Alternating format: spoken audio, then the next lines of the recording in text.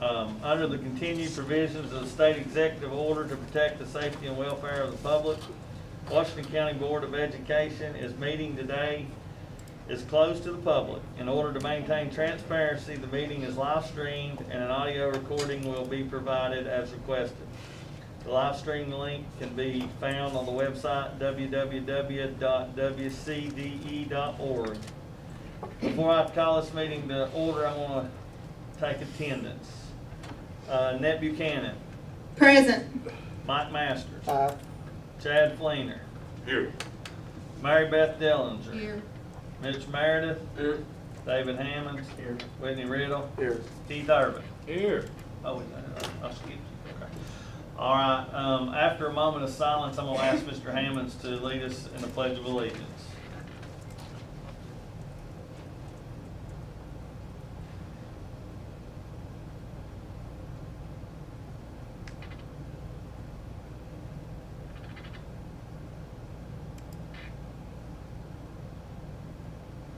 Please join me in the pledge.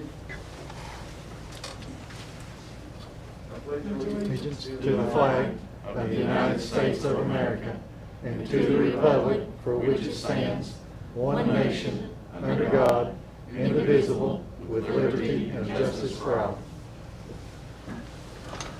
All right, on the agenda was policy. And if you all don't care, for all of our viewers, I want to move the COVID conversation to the front of the list. And we can open that up to discussion. I'll second that. Do we need to vote?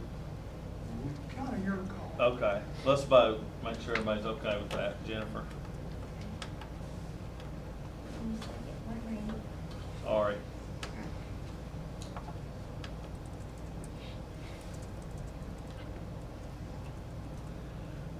Mr. Masters? Aye. Mr. Riddle? Yes. Mr. Urban? Ms. Buchanan? Yes. Ms. Dillinger? Yes. Mr. Fleener? Yes, ma'am. Mr. Hammond? Yes. Mr. Meredith? Yes. Mr. Day? Yes. And I want to make a comment before I forget, if it's all right, Dr. Flannery. I just want everybody to know, I've talked to several board members, and we are receiving and reading hundreds of emails, and it's just almost impossible to answer every one, but I don't want people to think that nobody's listening to them or reading their emails, but I feel comfortable to make that comment that we do take into consideration all those, and there's just no way possible to reply to every one of them. So anyway, all right, so I guess we'll open up for discussion. So, anybody want to input on? I'd like to hear the numbers. current numbers. Yeah. Okay. I do have some data, board members. Just a couple of comments. It's interesting to note that Boone has 76 classes with 30 or more students, and Crockett has 109. That makes social distancing at the high schools pretty much impossible. Boone today has 223 fully virtual students, Crockett 215, so it's about the same. And that's about 17% of our high school enrollment. K-4 today has 293 full virtual students, that's just over 10%. In grades 5 through 8, we have just over, exactly 419 full virtual students, and that's almost 17%. In K-8, we have 9 classes quarantined and 1 grade band quarantined. We've got 36 teachers today quarantined, along with 26 other adults who serve in non-instructional capacities. The schools are reporting difficulty finding substitute teachers.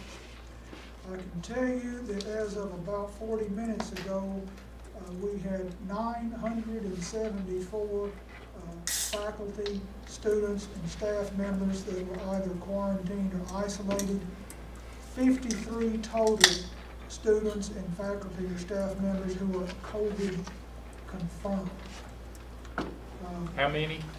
53. 53. That's about 0.5% of the total. We're quarantining, about 16 people for every 1 person that's positive. Department of Health, I guess you've seen it, snapshot shows 93 new cases yesterday. And over the last 7 days, 16% of all tests administered came back positive. The 14-day average is 57.7, 7-day average today was 69.86. And those numbers, I believe, are the highest since they started keeping track. Mr. Chairman, we have Director of Coordinated School Health here, Kelly Lavender, if you'd like to hear from her. Yeah, it'd be great. Kelly, do you have anything you'd like to share? Well, first of all, I'd just like to kind of tell you what our process is, because I know the numbers look like a lot, and then when people see that it's just a small amount of COVID, not to minimize, but I mean 53 in comparison with the number of students and staff that we have, in comparison it's not large. But we're following the Tennessee Department of Health guidelines, and Pete, can you put the algorithm up for me, please?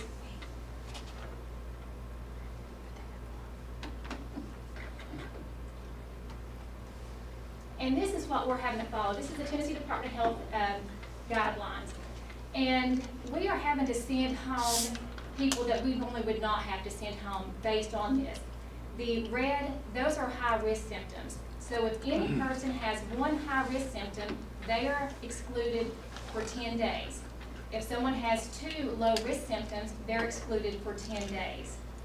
If someone has 1 low risk, then they're excluded for 24 hours, and then we reevaluate it. Now, there are some criteria for them to get back in. If so, we've excluded someone for 10 days based on symptoms. They can, 1, do the 10 days, or they can go to the doctor. And if they get an alternate diagnosis that's not related to COVID, it's not respiratory, then they can come back.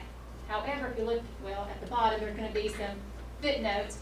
I believe it's number 7, it says that like allergic rhinitis, allergies, anything respiratory does not meet return to school criteria.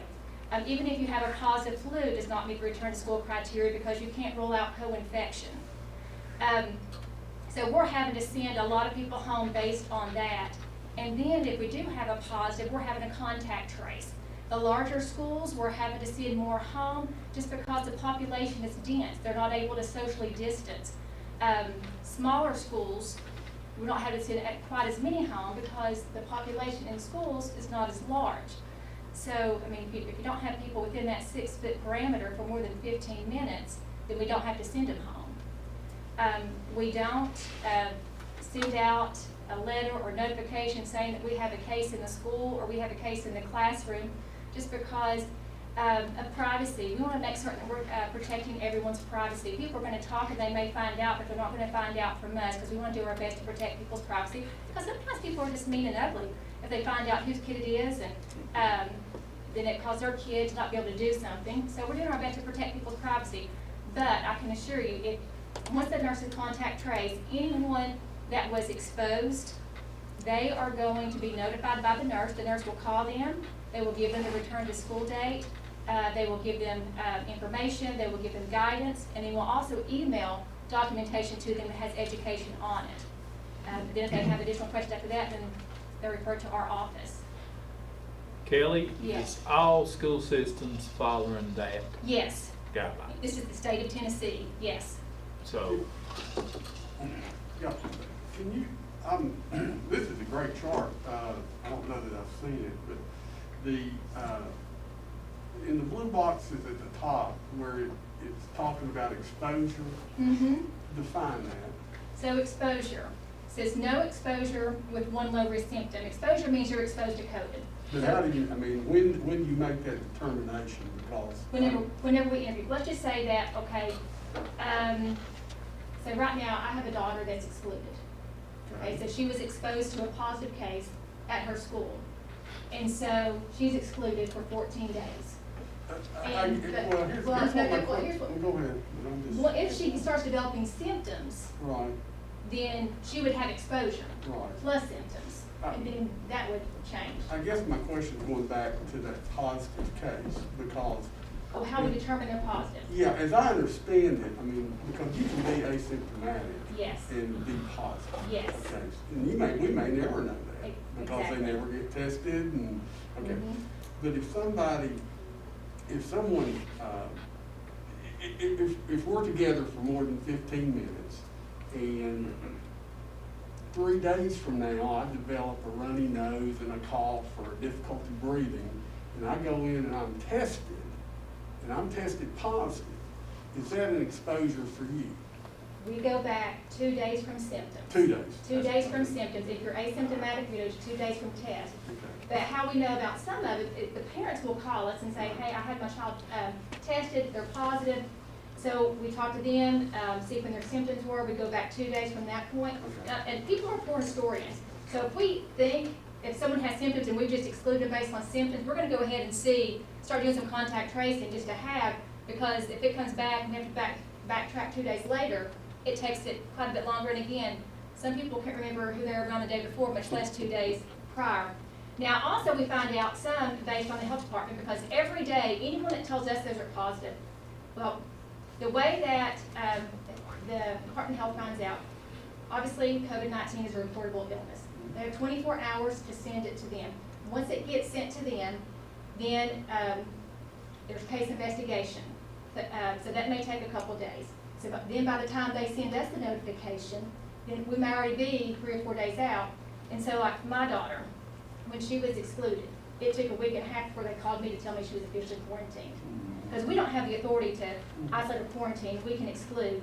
But had we, not done what we did, that's a week and a half that she would have been, still at school. Now, but they'll send us emails every day. Actually, they send 4 or 5 emails every day. People that are isolated, which means that's a positive case, or they're quarantined, which means there was an exposure. And then I'll forward those to the nurses, and if they already don't have it on their forms, and they do, then they go back. And fortunately, most of the time, we do already have a contact tracing done, because we have to look for school-related exposures that we share with them. And every day, we send them one report for each school. They don't want just one, it's one for every school, of any positive case that we're aware of, and any exposures that we're aware of. I just wondered what the I'm sorry. exposure was defined as. Yeah, You know, exposure to I COVID. mean, is it 4 days later, is it 6 days Yeah, later? 2 days. Where's. 2 days prior. This is from the Tennessee State Department of Health. Is there any way we could get this on our website for parents to read? I would, It's all, sure, yes, ma'am. Okay. And I've sent it to every parent that's asked, and pretty sure I sent it to the board a couple of weeks ago. And it's on the Tennessee Department of Health website. Yeah, and it's shared by the commissioner's office every time I get an email from the commissioner's office. And this is everywhere. But yes, absolutely, we'll. Okay, great. Thank you. Question, Yes. is there any way to determine the positive cases where it was contracted at? To explain. What do you mean In other words, if we got little Billy in 9th grade that's got the virus, Mhm.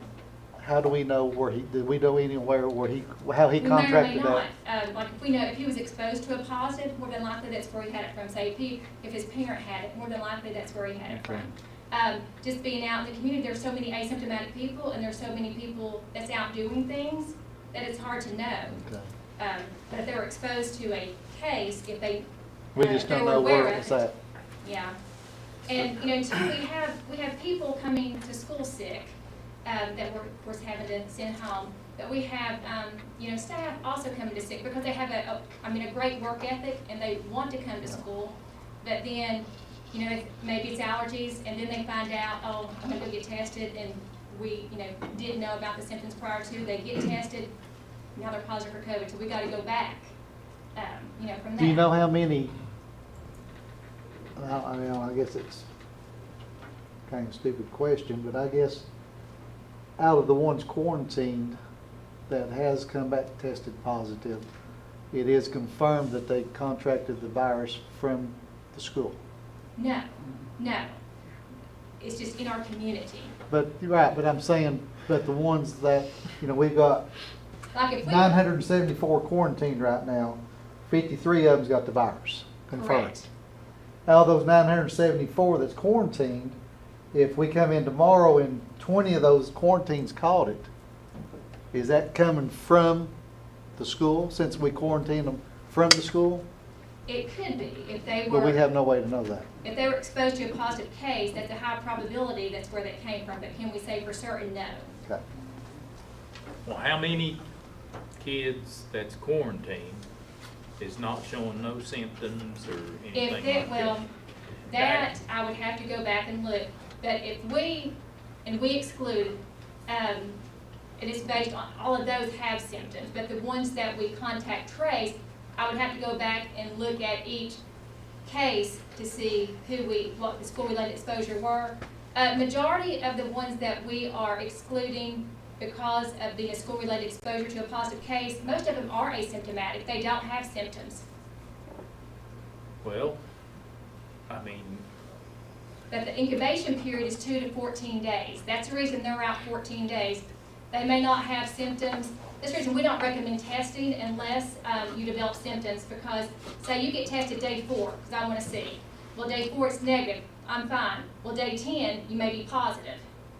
So, yeah, but you could have got it from somebody else at Correct. another time. absolutely, because it's 2 to 14 days. Yeah. Because there's asymptomatic people walking around everywhere, so, I mean, anytime you're walking into any building, you just need to assume that you're going to be coming in contact with someone, you know, that may or Yeah. may not have it. Are we, Anywhere, Walmart, are we hospital, keeping I mean, contact anywhere. with the quarantines to see if they are out and about, or are they actually quarantined? I'm talking more students, high school Well, students now. That would be more for the Tennessee Department of Health, because they will call and check. I mean, they've called my house twice to check on my daughter, but they ask them questions. But they only know what they're told. Right. There's no one that goes and physically makes certain that they don't, and we don't have that authority. If we know someone is supposed to be quarantined, if we received, and if we exclude them, that's just exclusion. Mhm. But once the health department sends that they're quarantined, and we know they're out and about, we can contact the health department, and then they will contact them and try to intervene, and if they still are non-compliant, and then they will, kind of force a directive to where, they will be made to stay at home. What did you say, what's the exclusion? We exclude them, that's not quarantine or isolated. So what is- It's basically the same thing. We don't have the authority to quarantine or isolate. We can exclude from school. Tennessee Department of Health, the regional office, they have the authority to quarantine or isolate. We exclude based on their criteria for quarantine or isolate, so. It's just language. It's just language. Is that similar to, and I'm not equating this to the flu, but if a kid comes in sick, then we can exclude them from school, right? We can send them home. I don't, this doesn't have anything to do with COVID. Yeah, a kid comes to school sick, throwing up, we're gonna send them home, so And that's we're sending excluded. them home, yes. But it would be different timeframes, obviously, than this right here, because these are set guidelines. Early on, they were gonna require that we take temperatures and things. Yes. Would that be of benefit at this time, No, just because they're asymptomatic? there's so many asymptomatic people that you don't, I mean, it wouldn't necessarily benefit. And also going into the schools, it's gonna bottleneck. And so if you have young kids, if it's cold, if it's snowing, if it's raining, standing out there, and also if they're bottlenecking, then again, they're right there, they're not social distancing, they're close to each other. So the recommendation was not to do the mass screenings in the schools. Kelly, is there anything different between the CDC and this Tennessee Department of Health guidelines? There are some, this specific, I'll be honest with you, I don't know. Okay. But I know that some of the CDC guidelines do not align with the Tennessee Department of Health. They're very few and they're not extremely significant. I think at one point, I think the CDC said 15 minutes was considered exposure, whereas Tennessee Department of Health said 10. And then they went ahead and aligned and it's 15. Okay. Thank you. You're welcome. I'm sorry, go ahead, Yes. Brittany. You had something. Ms. You had Dillinger. something. Okay, Okay, okay. It seems to me that what we're doing right now is not working. No fault to you. We're having a difficult time with social distancing, and we're also having a difficult time getting employees, subs, to cover some of these classes as more and more become quarantined. I'm Yes. wondering if you could give us your opinion about possibly the benefit of going back to virtual, maybe a couple of weeks, and then trying to get a fresh start where we could get people to be able, everybody to try to come back. And I think Dr. Flannery has a recommendation or that we had talked about at some point. If we had fewer people in the school, then there would not be, the population would not be as dense, and they would be allowed to social distance. Whenever we did the hybrid, we still obviously had cases. We're gonna have cases. I mean, that's just expected. Once we get full reopen, that's when it skyrocketed, just because they were not able to socially distance. Because the virus is looking for a host. If there's not a host within that, parameter, then they're not gonna be exposed. Well, I've heard stories, or whatever you wanna call, that the school system's not the cause of this, or school systems, The cause of the spike. I'm hearing that it's more just a spike. It's not the school systems. Is that all that? That's kind of what Mike was getting at, was the number of student-to-student transfers, or student-to-teacher, teacher-to-student. Is it passing in the school? Well, just with our region, I mean, people are getting tired of being, staying away from people, social distancing. They're getting together in groups. They're still playing travel ball. They're still doing, going to all these sporting events, and they're shoulder to shoulder. They're not wearing masks. That could be it. Then those same people are coming into the schools, and then the ones that are around them in the schools, if they were positive, then that's more numbers. Kelly, you mentioned our screening process, or no screening process when kids come to school because of the bottleneck, right? So, are we doing anything in that first class? I mean, are we going through a screening process when those? I mean, I don't understand why, if all the kids come parents, into school. ideally, we sent information home. The Yeah. parents should be pre-screening prior to coming, checking temperatures, and they'll be given them a list of symptoms of But- your but- child's sick to not come. Right, but we've got a lot of parents that are gonna send their kids to school if they're sick. Yes. And they do, and I know you deal with that. I mean, do our first period teachers not go through some protocol to screen these kids? I mean, they take roll, Mm-hmm. do you have any symptoms? And then if they say yes, and they're sending them to your office. And then they're, if it's in front of the class, then when that kid's excluded, You know, you can't really, but you would do the same thing if kids threw up in class, Mhm. you'd send them to the Yes. clinic, so I mean, it wasn't- Growing up and having COVID, there's a difference. Well, that's- having COVID's a lot more dangerous. Yes, And so absolutely. you ought to be bending the rule on this HIPAA stuff to get them out of there. Anyway, we don't have a procedure for the teachers screen whenever they. see, I think that's a shortcoming in the system. Anybody else? Who makes sure we're following this protocol? Our department. Your department? Mhm. And the nurses in school. Yes, the nurses in school are doing an amazing job. They are working 14, 16 hours a day. They're working on nights, they're working weekends, making the phone calls, doing the documentation, doing the contact tracing. So they're doing an excellent job in the schools. And then who monitors us as a system that we're The doing? Tennessee Regional Health Office. And anytime we have any questions, because, this is black and white, but there's a lot of variables that are gonna come into play to where, should we do this, should we not? That's when we call the Regional Health Office and we get their guidance. And they're gonna give us direction on what we need to do. Thank you, Kelly. I just want to say thank you to all the nurses. They're doing an outstanding job, and everybody in coordinated health really doing a good job. We appreciate you all very much. Thank you. Thank you. Anything else I can answer for you?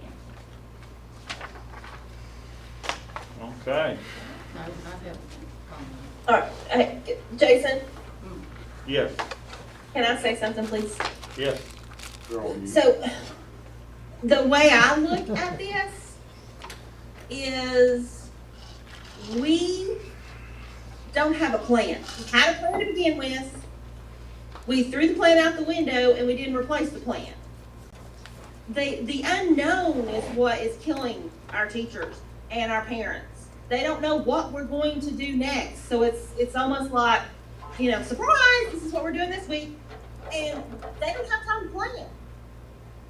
So I just think we need to put a plan back in place so that teachers can look at it and say, okay, here's the numbers. This is what we're going, you know, this is what we're going to have to do, and this is what we can plan for. And also the parents, they can plan for whatever's in our plan. And Dr. Flannery can go ahead and just be able to initiate that plan, and we don't have to meet to initiate the plan because we've already approved the plan. Yes, Ms. Shannon. I see what Annette's saying, and I agree with her, but, and we do need a plan, but I think that plan needs to be liquid, so to speak. There's gotta be some flexibility, because either whether we give that flexibility to the director to decide, because this virus changes daily. We see school systems changing daily. We see the quarantine numbers changing daily. So it's, I agree, you gotta have a plan, but gotta be a little flexible with it, or give some direction to administrators on what to do. Dave, doesn't our policy give him that? I can shut down schools in an emergency, but, I mean, that's 1 or 2 days in a row. Shutting an attendance protocol for weeks at a time, that's school board decision. Wait a minute, just Keith and Chad. Well, I'm kindly going to disagree with you two, because I feel like Mr. Flannery did have a plan. We have a plan. We went 2 weeks, we went virtual, then we went 2 weeks or 3 weeks, 50%, and then we brought them back and put them in our 100% with a day in between for cleaning and stuff. Now, my question is the cleaning service really on top of things No. in our schools? Or are they just doing the same thing that they have been? Yep. Now that's one of my questions. Kelly, you got what? I was gonna say, I know, Michelle with the custodial staff, she's down 9 employees right now. 4 are positive for COVID, others are for other medical reasons. But she's down 9 staff members. But we're paying a cleaning service big money to clean our schools. What are they doing? Are they doing anything any different? Or are they just going in there and doing something and that's it? Are they not fogging? Are they not, on this Wednesday? That's a question I need to know.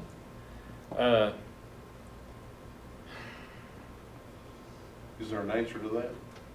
I can address that.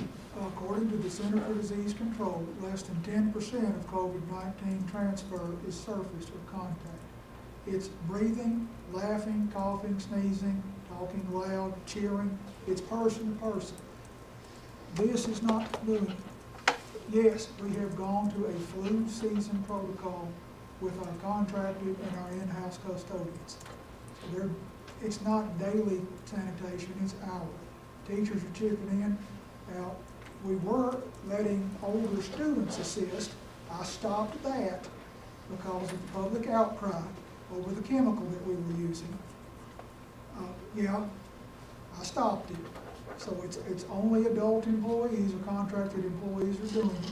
But I am satisfied that with the manpower that we have in place, that sanitation is what it should be. I'd like to have more people in the schools, but we just don't have them available. You can't afford to, I understand. Well, they're sick.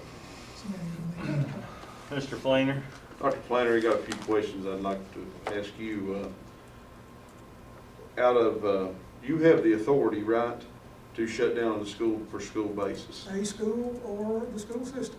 And you can do it, you can actually make the authority, you've got the authority to put them on virtual as needed, correct? No, sir. I can shut down a school completely. But you can't make a school go, what does their board action, and I'm just, for myself, I feel like after talking to several teachers and administrators and different things, one size fits all plan does not fit what we're going through at this time. What do we need to do to give you the authority? Because I assumed you had one, or assumed that you had that, and I guess that's my fault for assuming. On a But limited basis, we have done something, like we've got a whole class has to go virtual with their teacher. So yeah, there is some of that, but there's no policy for this, there's no law for this. do you feel comfortable, though, that you could send per school on a virtual for 2 weeks or whatever need to get their feet back under them? You know, say their front-end staff or their, you know, cafeteria staff goes down. I mean, you can't, those people don't, just like you got all these, I didn't realize we had 9 now the custodian services out. I mean, you can't reproduce those folks. We don't have enough to reproduce. And our budget won't hold enough extra people, so just in case something happens. So do you not feel like that you have the authority then to change what you need to at different schools to make it work? I don't know how to answer that. I know I have the authority to shut down a school in case of an emergency. That's what the policy gives me the right to do, that's what state law gives me the right to do. But changing the way an entire school or a school system attends school, full virtual, partly virtual, I don't think I have that authority. I think that's school board level decisions. Yeah, Ms. Hammond. I think, Dr. Flanger, I was under the impression you've been sending, like, shutting grade levels down and Yeah. handling it as it's come about. You've Situation, dealt sure. with each situation. It's at the point where you don't have a choice. I mean, if Kelly says an entire grade band has to go home, like Jonesboro Middle, what choice do you have? Right. Okay, go ahead, Wait a David. minute. I want to ask a question on I that. just thought that was it. And there's a reason, let me finish that. The state board has indicated that we're gonna have 180 days of instruction this year, no matter what. We're not allowed to just close. We have to have 35 hours a week, 180 days a year of instruction. So that kind of reverse virtual that we've done at, I think 3 schools now, that was the only choice we had. That was the only choices that we had left because of the guidelines, Wait a right? minute, and then- And we took them out of the classroom and put them back to virtual because they's either exposed or what's my other word? Symptomatic or whatever, or, you know, what my is there's kids that's, nothing's wrong with them. And they're virtual. And that's, I'm wondering how many kids we can get back in the school. Even, you're saying that, and I understand what you're saying about today you're fine, 3 days from now you wouldn't be. Well, 3 days from now, who knows what the world's gonna be like?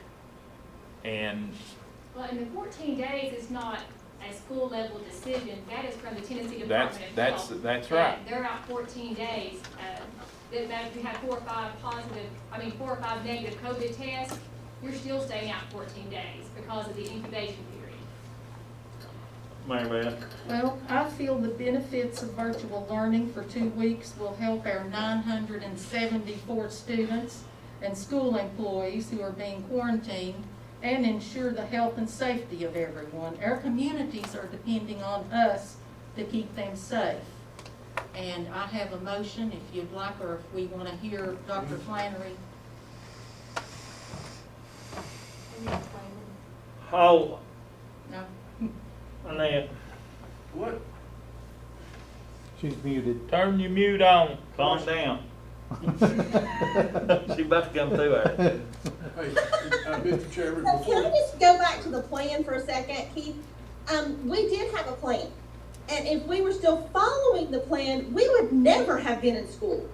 We're way over. So Right. my thing is, if we set a plan, we need to follow the plan, but it has to be realistic, because it wasn't realistic the first time after we started seeing the numbers rise. And the numbers that we can have in the school realistically 50-50, that should be where we think we need to be and where we should be in school below the 20s, that should be in our plan so the director of schools can follow the plan and implement it. I agree. Chad? But I see what you're saying, Annette, but I don't think we need to have a pie that fits every school. And I think, you know, and like I said, after talking to some people, I mean, there's different ways that these, I would almost like to see it as an administrator level with you, make a school, you know, say they're struggling, you have to go virtual all but K through 4 to make it work. I would like to see, and I'd like to know, I mean, I think you have the backing, and I don't think we need to have a roll call vote to see if you have the backing to do that. But I really feel like that's part of, you know, just like school or snow days, you don't call me when they need to shut school down for snow. And when we have to have a meeting and have to set it up 5 days ahead of time, I mean, look at what the numbers have since this meeting was called, you know, and we called it a week and a half ago to today. I mean, we went from, I don't know how many we had quarantined that one Saturday, but it wasn't, I mean, what, we have 100 maybe? Yeah. You know, and now here we are at 900. I mean, I don't disagree with Miss Buchanan, but I do disagree that it's a one size fits all, because you've got schools like Jonesboro Elementary or Middle, either one. They're only set up to handle those grades. So obviously, if you said K through 4 in Washington County is going to go in person, and everybody else is going to go virtual, you didn't fix anything. I mean, they can only handle what they have at Jonesboro Elementary. Where the rest of the schools, that would give them enough, you know, lunchroom for at Boones Creek. If you only had K through 4, well, you could socially distance lunch. You can't still in the classrooms per se. But there's a lot of areas where all of a sudden you've opened up a huge area that you could make that work. I mean, That could be put in the plan, Well- Mr. Flynn. That could be part of the plan. That could be put in the plan if it's isolated to one school. Sure. The thing about it though, you can't, if you want this thing to fix things, you need to shut the whole country down. You know, you need to shut it down again. Look at the ball game Friday night. Look at Annette's corn maze. My God, their people's piled in on top of each other. They ain't. I just can't see that our school system is the biggest problem of it. You know, people still getting together other places besides us. A kid's immune system, I feel like, is stronger than a lot of other people. I don't think it's so much the kids as it is. I mean, some of these schools don't. Excuse me, Mr. Chairman, but some of these schools, it's not the kid problem. It's that we don't have the adults. We're running out of adults. Well, And- I mean, how many adults is sick? How many adults is staying home because they feel not safe? You know, I got a daughter that works in the medical center, and she's there whenever they call her, when she's due to work, she's there. Don't matter, I mean, she's been exposed to 2 or 3 times, but she's been at work. They told her to come to work. So, I want to, on what Chad was saying, and I hear that too. My thinking is along the lines of Dr. Flannery and his ability and authority. I'm going along with what you're saying, but I think he has the ability, he should have the he knows ability to the say, schools. hey, And Kelly knows it. this school can't operate today, they're out. But we can't shut the whole county down because one school don't have enough staff, because they may all be back 2 days later. So, I mean, if you're gonna make a plan, I think we need to give him the ability to make those decisions if he don't already have them. Per And school Per basis. school, yeah, don't, Instead of the whole system. and I understand what Annette's saying, but we're in for a long winter if we, Right now, Dr. Flannery, if you was to do that per school basis, how many schools would you say no school because lack of adult? Let me run you through what I did Saturday. I communicated with every principal in the school system and my clerk and simple. Do you have the manpower to operate your school Monday? Uniformly, they said yes. So we had school Monday. And then Tuesday, I figured we were close enough to that virtual Wednesday that we could hang on. Truth be told, Boone is close, probably should have shut down Boone today. But, I mean, that's what I can do, and when I do it, we burn a snow day. Well, can you not send, I'm sorry. Can we not? We can't do virtual? Give you the authority I to mean- shut it down? If you give me the authority to shut it To down, please virtual. give me a threshold. Don't just let me make the decision for the entire school system. I mean, we have a school board for a reason. I feel like I made the decision. This board needs to make the decision, give you the authority to do it. Then give me a Now, threshold. all right, do you feel like you have, I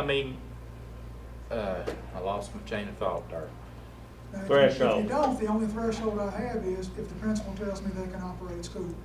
Well- If I shut it down Well- for a day or two, that does not solve this quarantine problem.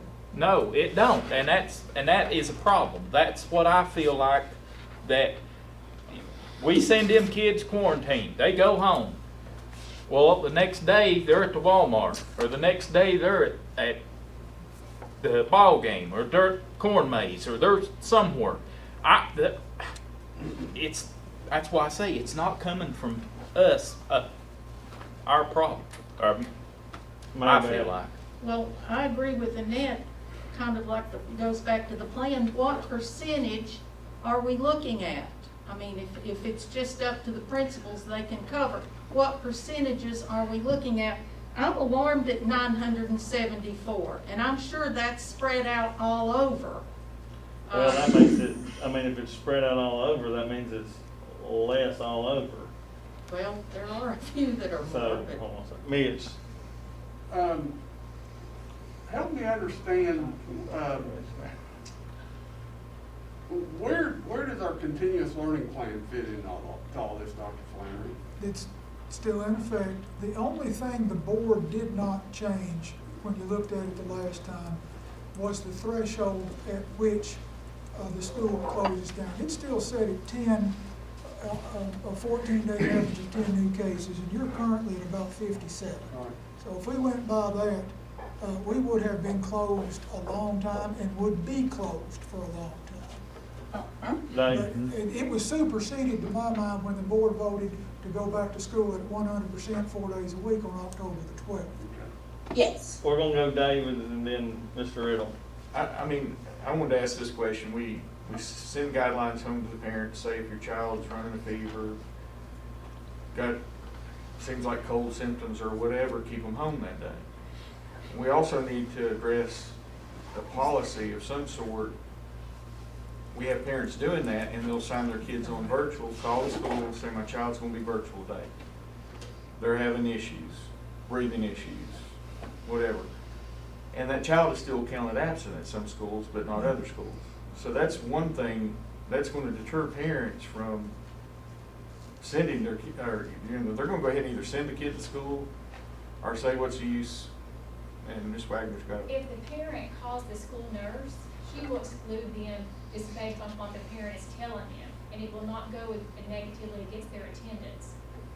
See, I'm getting calls from parents and grandparents that If we've they're got just- one if they're school. just- If they're just not showing Am I- up, then We've they'll got do one it. school in If the they call county nurse- doing that, and then another school over here, her grandchild is Well, counted absent. Say, for example, the data clerk or front office staff, whenever, a parent calls in, said their child's sick.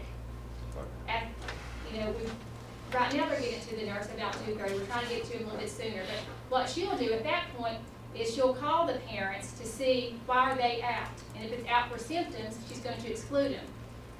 But we are working with the front office staff to ask certain questions about what symptoms do they have, because if they have one low risk, the office staff can say 24 hours and you can return. If it's one high risk or two low risk, then the nurse will need to call them and do that.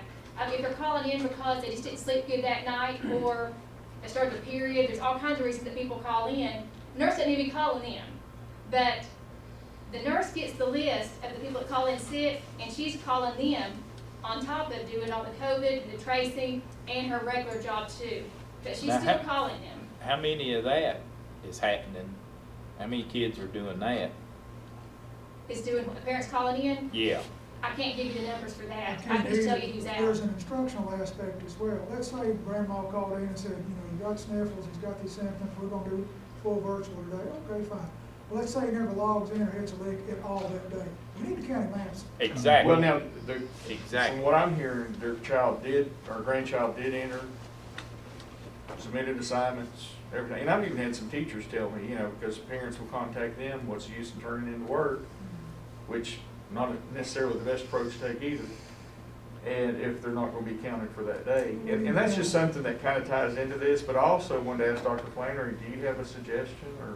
Difficult to let these kids float in and out. They either need to be virtual or not. I mean, if they're quarantined, they're definitely virtual. But, if a student says Monday, Tuesday, I just don't feel good, I'm gonna go virtual, but Thursday, Friday, I feel better, I'm gonna come to school. It's gonna kill these teachers. It will kill these teachers. And I can see that happening on the high school level, but one was a first grader, and then she has a third grader at the other school. And and she was afraid to send the third grader because of the symptoms of the first grader. So she felt like she was doing the right thing, but now she feels like she's penalized her grandchildren. So I didn't know if there's something we could. Make a phone call or send an email and help out an individual kid. I don't have a good answer. I'm sorry. Oh, I know, and this is all new to everybody, but I was gonna ask do you have a suggestion for us tonight? We're sitting here bouncing things back and forth. Overall, yes, with what we're dealing with right now. We need to control what we can control. We cannot control what the health department does. We can't control Walmart. We can't control how many kids are in the schools. Board members, I would suggest you return to a 4-day-a-week protocol with not more than 50% attendance. That, to me, seems like Do we have the staff to do that? Their subs? I mean, I don't know, I'm just asking. Yeah, and with fewer people in the buildings, the quarantine rate should start to subside, which means we would have better availability of people. If we continue at 100%, I'm soothsaying here, if we continue at 100%, I'll have to shut down by default because there won't be anybody there. Right. I probably ought not say that out loud, but that's true. Could we, and this is for mine Whitney's time, and I'm just asking, if they are virtual, regardless of who, how come, whatever, can us as a board set the criteria for their virtual learning? Absolutely. Because Now explain what you mean all by right, set criteria. what I'm seeing and hearing, kids that are virtual, and this is more in the high school than it is anywhere else, they're laying in bed, they just hit the computer to say I'm on, then they cut it off, turn on, and go back to sleep, or they wake up at 1 o'clock, then they decide to go look, see what's going on. My thought is, if they're virtual, and Daniel Boone High School starts at 7:45, that first class, they need to be counted present on that Chromebook at 7:45 until that class is over, then they can go take a 10-minute break and go to their next one. And if they're not, then I think that's where Mr. Murphy needs to step in. And, you're truant if you're not in class. I mean, it shouldn't be no different being virtual than it is being in class. Just my thought. No argument, and I think he's already had 3 truancy courts, so we're starting to play hardball. We kind of felt that out the first 9 weeks, and we started to Right. see these kids starting to take advantage of it, so. And that's my point. I just, With the little ones though, they don't have anybody home to help them till later in. right, and that's what I mean. That's the reason why I said that was more towards the high school and that than a K-8 or the Well, I heard K-4. that, but I just wanted to make sure that was clear. Now we can't see You your didn't raise your hand in that. We can't see your hand in that. Mary Beth won't call. I wanted Well, to it's ask, moving left and right, so you don't wanna see it. Dr. Flannery, does that have a time limit on it, or just your recommendation to go back hybrid? I guess, yeah, if we get the quarantine numbers under control, sure, that would, Well, I would suggest the board go back to a higher. and then percentage. what about the opposite? What if we keep spiking and spiraling? Is there, I'm just concerned, we're not getting any better, but I will agree, I think that way, if we do the hybrid, we can at least social distance, and that's gonna help, Or do better. right? I want dovetail on something that Mr. Urban said earlier. I did have a conversation with David Kursky, he's the medical director of the Regional Health Department, and he did say there is no evidence that schools being open have had any influence on this spike we've seen in Washington County or in the region. I think, well, and that goes, I was sitting here thinking about that. I mean, there's no evidence whatsoever, so the only problem I hear you saying is staff. You don't have enough people operate. Yeah, I mean, So I don't think we need to close schools down. I think we need to give him the ability to make a decision if he can operate or he can't operate. If he can't operate, that's his call. And At if he- 100%. I mean, yeah, at 100%. And if, How do you figure what level of staffing? That would be my question. That was what I was gonna ask. we've always used kind of a thumb rule that if 10% of your teachers are out and you're not able to staff, then we can't do that. We can't. Well, it's the same thing as we used to do when it was the flu season. If 10% of the staff was out in that flu season, we shut school down. I can recall one time we've done that in the past decade. Well, we done it, wasn't it last year? We shut school down for a couple of days. We shut it down a few years ago, and I think that's when it's either Kim or Mr. Dykes was here. I thought we should have done last year. I thought we did too. I mean, I thought it was last year we shut her down for a flu season. I think 50-50 is probably too hard on the teachers. Amen.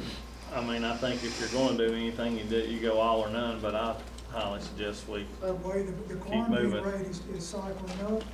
You're gonna shut them down anyway if you stay 100%. That's, I'm hearing schools in East Tennessee are looking at doing that because the numbers are going up. They're possibly, I've talked to 2 board members in different counties. They're gonna look at doing a 2-week virtual. Have you heard that? I know that several of our neighbor systems have gone back to virtual.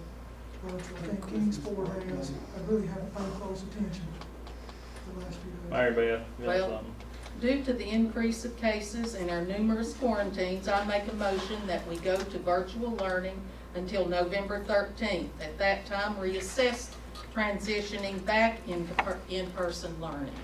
That's just a little over 2 weeks, goes to a Friday. That way, everybody can see where we are, and I'm hoping that these that have been quarantined get in touch with school nurses. Starting when, Mary Beth? Point of Starting order, Mr. Chairman. tomorrow, starting Thursday, really, tomorrow. Point of order. This is a called meeting to consider policies with an update on the COVID issue. There was not an action item on the agenda for that. I agree. That wasn't the plan for tonight. So point is, I think the motion is out of order.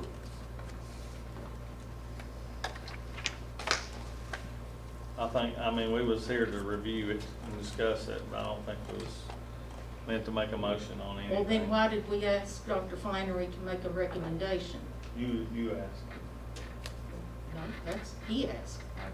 or David asked. Well, we started discussing it. I Yeah. thought it was about policy too, but I started getting these calls and texts. Yeah. And doesn't the state allow us to have an emergency meeting if need be to discuss that later? 974 people in our system quarantined, I would think is an emergency. I just don't think we can go on. What we're doing now is not working. We've got to make some decision tonight. Well, now, Mary Beth, I'm kinda gonna disagree with you Okay? because it is working. I've got the kids back in school and they're learning better. Now, yes, I'm getting kids sick, and yes, I've got a few parents or staff that's sick, but I've got the kids back in school and they're learning better today than they are 2 weeks ago or a month ago. They are. So it is working. But we're seeing a spike. Ms. Buchanan, Mute. Dr. Flannery, how many students have pulled out the last week for virtual?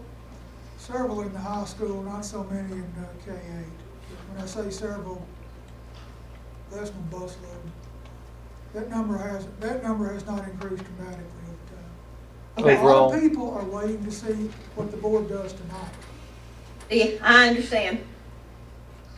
Well, they have an option, don't Oh, yes, they've they? always They had have the option to full go virtual if they want to go virtual. Since day one, every family, medical Yeah. or not, has had that option. And we're getting in some Chromebooks this weekend. Unless they're failing, was that a, And the Unless board- they're failing. And we pulled back in a whole bunch. I wish Ashley were here, but yeah, several have been pulled back. Mr. Flainer. I disagree with Mrs. Billinger's motion, but I do think, I have a motion of my own if you'd allow it. I do think that I know, Mitch, I'm behind you, I'm in front of you, so don't hit me. I can't make a But you know, motion, you can, sure. Dr. Flannery, I wish Dr. Flannery, I see exactly what you're saying, Keith. I want the kids to be in school. There's no doubt in my mind in-person learning is inferior to anything else. 50-50 kills our teachers.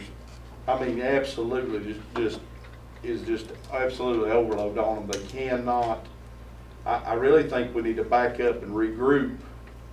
I'd like to see us take a few weeks off, go virtual, starting Monday. I know you didn't allow Miss Dillinger's motion, but, I mean, because, and I don't agree with it, but I I second that. Well, wait a minute. The chairman has a rule on that. Okay. Yeah, I don't, Mr. Meredith. No, don't Wait, I do want us to come to a workable solution for a no-win situation. Right. And that's what we're in, okay? Our number one, and our responsibility as a board, and I think our director of schools' responsibility, his number one responsibility is to ensure student academic achievement and safety. That's number one. That's why we're in this business. Number two is to support and keep our faculty and staff safe. That's number two. Number three is to our parents, our families, and our taxpayers to utilize our resources effectively. Now, if there's anything else that I'm missing, let me know. But I think those are the three things. And every time we make a decision in this boardroom, we've always been told you make it on the basis of what's best for the children. Okay? What's best for our students? How many times have we heard that? Okay? Dr. Flannery, you mentioned a minute ago that our continuous learning plan, you had essentially shelved it, I think because the thresholds are out of whack. Well, the part where there's no screening, that's all in place. The only thing that's really not being observed and followed is the threshold. The rest of it is. What I would like to see us do is for you to come back in 2 days, us reconvene, and you come back with some thresholds. You brought us those thresholds to start with, okay? You need to be running this school system. This board does not need to be running the school system. We heard that a week and a half ago from our TSBA director.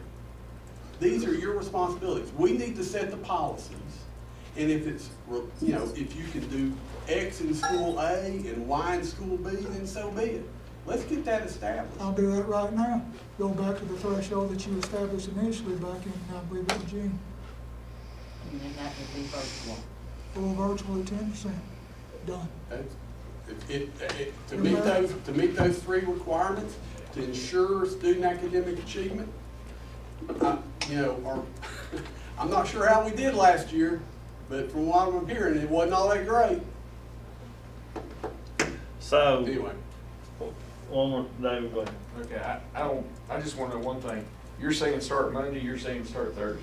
Well, they're off tomorrow, everybody's virtual on Wednesday. I just don't think we need to wait go 2 Well, days.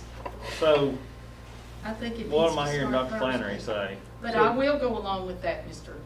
Fleener. If you give me the day-to-day authority to do that, then I'm gonna go on till we have adults. That means we're gonna drift in and out of virtual. Parents won't know what's going on, kids won't know what's going on, academic achievement will go around. I need a date certain, And if you want a threshold, there it is. Can you not pick a date certain? Sir, I believe that's why we have school boards.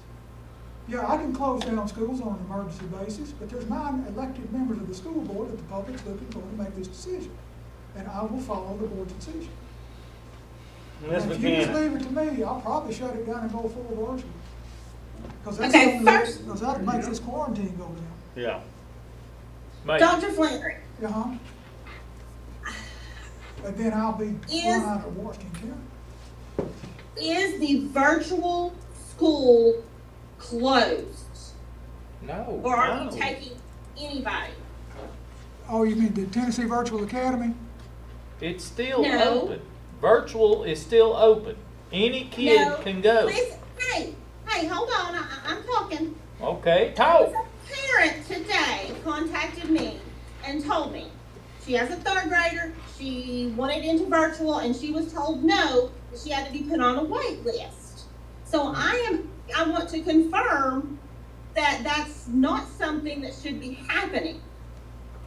We are, according to elementary supervisor, we are completely out of capacity K-4. We don't have enough teachers. I did authorize hiring of another teacher last week. This is news to me. In order to accept additional K-4 students, we would have to have class overloads. I do know that. So we are full virtually, is that what you're telling me? K-4, yes, ma'am. K through 4 is full virtually. Yeah, we've run out of capacity. We would have to go over the state board's legal maximum for class size. So there is not a choice for virtual anymore, if that's true. Well, you're telling me something I didn't know. I was not informed that people were being turned away. I just knew that we were at capacity. Okay, well, that is what I understand, so there is no way for them to go virtual at this point, so they don't Yeah, have the yes, choice. there is. I just need to hire more teachers. Okay, It's $70,000. okay, that was the question I had. I'm done. If you was to hire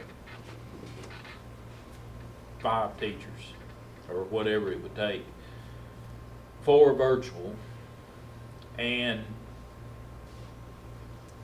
do you offer them a contract right on, or is it a deal, we need you temporary, yeah. You We mean a need, teacher? yes, a teacher. You have to hire a teacher date certain, date certain.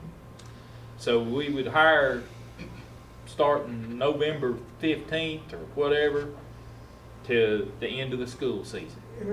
Provided you can find a teacher. Yeah, 5 provide. teachers in November. So we've I already know, used I up, understand. have we already used all 6 of our academic Yeah, coaches? they're all teachers. And then how many more do you need? 5? Is that what I heard? Well, I don't know, so I just found something I didn't know. I'm gonna say 1. What about putting out there offer for a retired teacher to come back and teach straight virtual, offering that person the same pay as a, could we go 120-day You contract? have to, you mess their retirement up. They wouldn't take it unless it was. Unless it was a 120-day contract, they could do that? Could you I do mean- like Eastman does LSE? Could you do like Eastman does and hire back LSE, which is retirees, and work them a certain Yeah, days? 120 days. That's, okay. Mr. There's Flanger? a formula, they can only make so much, but it's pretty lucrative. I Right. mean, it's not like something. Would you welcome a motion, Mr. Chairman, against Mr. Meredith's wish?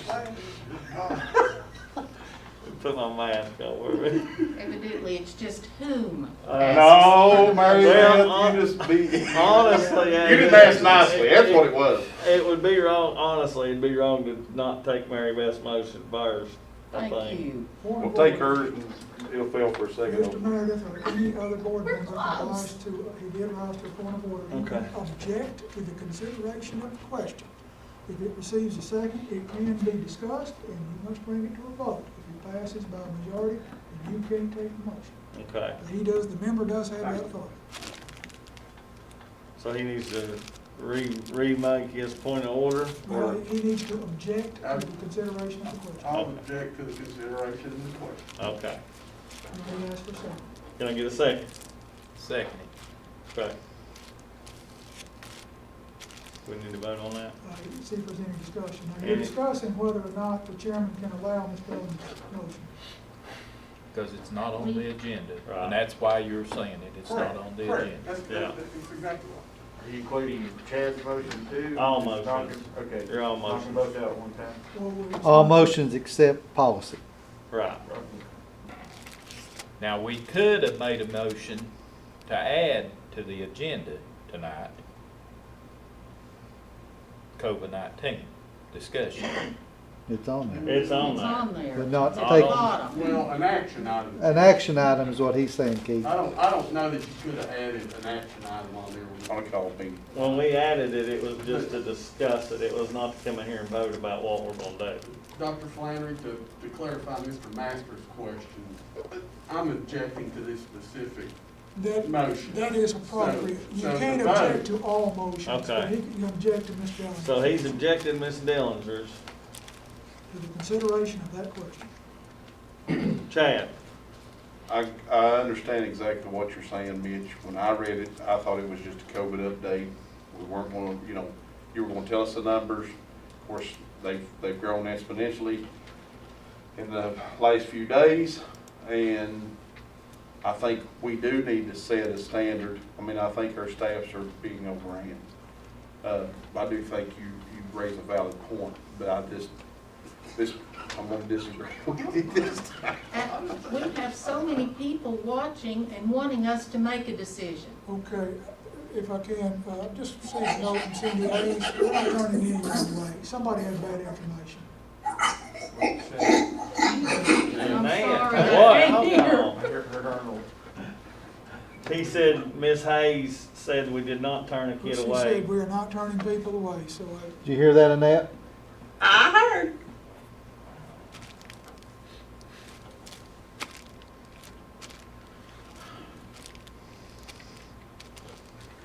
please thank her. Call for question. So, we're, I guess the question is, if you've been to rules once, do you been to rules every time? Let's not look at it like that.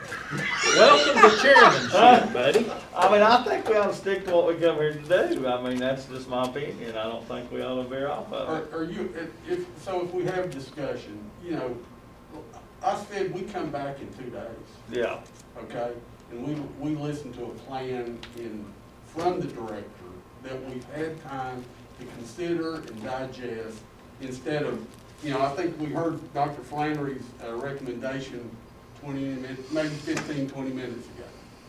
All right? We don't need to be making decisions on the fly. I agree. So what's stopping us from coming back in 2 days? It's up to you.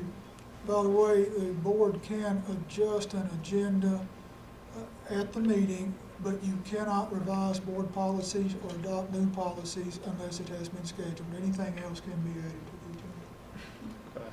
I'm reading from policy 1.403. But you we still even have need a motion and a second to object to the consideration of the question. Well, according to our policies, though, we can make a motion. So You would can that, adjust the agenda to allow that to be an action item. But I think don't you have to do it at the beginning of the meeting? When you vote on the agenda? It says at the beginning of each meeting, the board shall by majority vote approve the agenda for the meeting. That's right. So we didn't approve the agenda, so we can't adjust it after half the meeting's done over with. well, we didn't approve it for anything. Well, we're here for policy. And then we was gonna discuss what I thought Dr. Flannery was gonna tell us about where we're at in the COVID world. Well, I believe he did.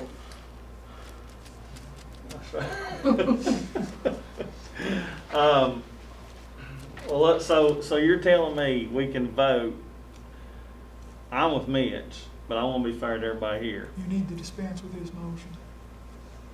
You're in discussion on his motion, which objects to the consideration of the question. If So, it passes, you can't take Mary Beth's motion. so that's what I'm asking. This is new from territory here. So are we voting, we can vote on if what everybody wants to do as far as take the motion or not? If Is this that- motion passes, you cannot take Ms. Dillinger's motion. So I want to vote on Mr. Meredith's motion. Yes, if you feel that it's time to do so. If you vote yes, that means we can't take her motion. Correct. If If we you- vote no, then we take her motion. If we vote yes We don't take it. on what Mr. Meredith suggested, we don't take our motion. That is correct. Mr. Fleener? Mr. Chairman, please vote no, please. Mr. Chairman, I do Yes, have one yes. Okay, y'all are talking about coming back in 2 days. And Dr. Flannery, will you have anything different in 2 days to offer us than what you did tonight? Different numbers, that's about it. I mean, I'm giving you a recommendation to go 50% or less. And my impetus is to, our motivation rather is to get the quarantine numbers under control so that we can have school. I don't like doing this either, but we're kind of in a tight spot, almost an emergency situation if we're gonna try and lower it. But we said that there's no evidence that it lowered anything. Well, there's no evidence that the schools are contributing to the Right. recent spike. We feel confident that lowering the number of people in the buildings will contribute to lowering our quarantine. Well, there's no question about that. And that's, If you don't come, you ain't gonna quarantine nobody. we're reached to the point where it's kind of a critical mass on personnel. And I think that's where Mary Beth was saying 2 weeks, that gives everybody their 14-day quarantine time. Exactly, everybody will Do it all be back in on the March. same day, right. Almost certainly that will be our first.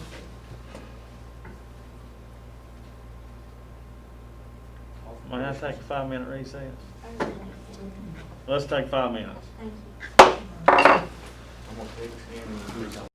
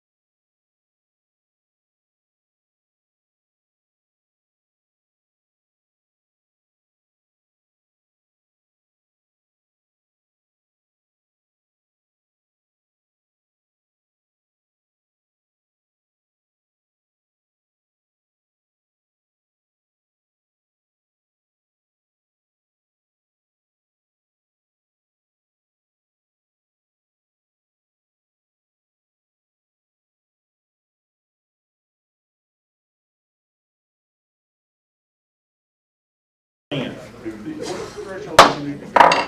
All right, we're gonna vote on Mr. Meredith's, I guess, objection. His objection to the consideration of that question. We're gonna vote on Mr. Meredith's objection to the consideration of that question. Roll call vote, Jennifer. I'm sorry, wait, I just want to specify, if we vote yes, that means we agree to no motion. Correct. If we vote no, that means we're going to entertain a motion. Yeah. Yes, vote your yes. motion will be allowed to go to the floor. Thank you. Ready? Yes, please. Mr. Masters? Yes. Mr. Riddle? Yes. Mr. Irvin? Yes. Ms. Buchanan? She's, This is to keep Mitch's motion, right? Yeah. Yes, well, after speaking with Scott Bennett, my vote is yes. Ms. Dellinger? No. Mr. Fleener? No, ma'am. Mr. Hammond? No. Mr. Meredith? Yes. And Mr. Day? Yes. no motion. Okay, no motion. All right. Mr. Day, Yes, ma'am. can we not call an emergency meeting on Friday and this or Thursday, and this be the topic to come up with a plan? Again, we need a plan. I think, well, before I answer that, does anybody else want to, do we have any more discussion before we decide if we want to have a meeting? Well, if we can't vote tonight, we need a plan, so we need to have a meeting. Okay, Mr. Fleener. I think it's imperative we act. I know exactly, and I agree with wholeheartedly what Mitch said. And that was, I guess, confusion. I seen it, and I realized that, and I should have said something about it. But I think it's imperative that we do act. If you do set another meeting, can we make it for 7:15 right here tonight?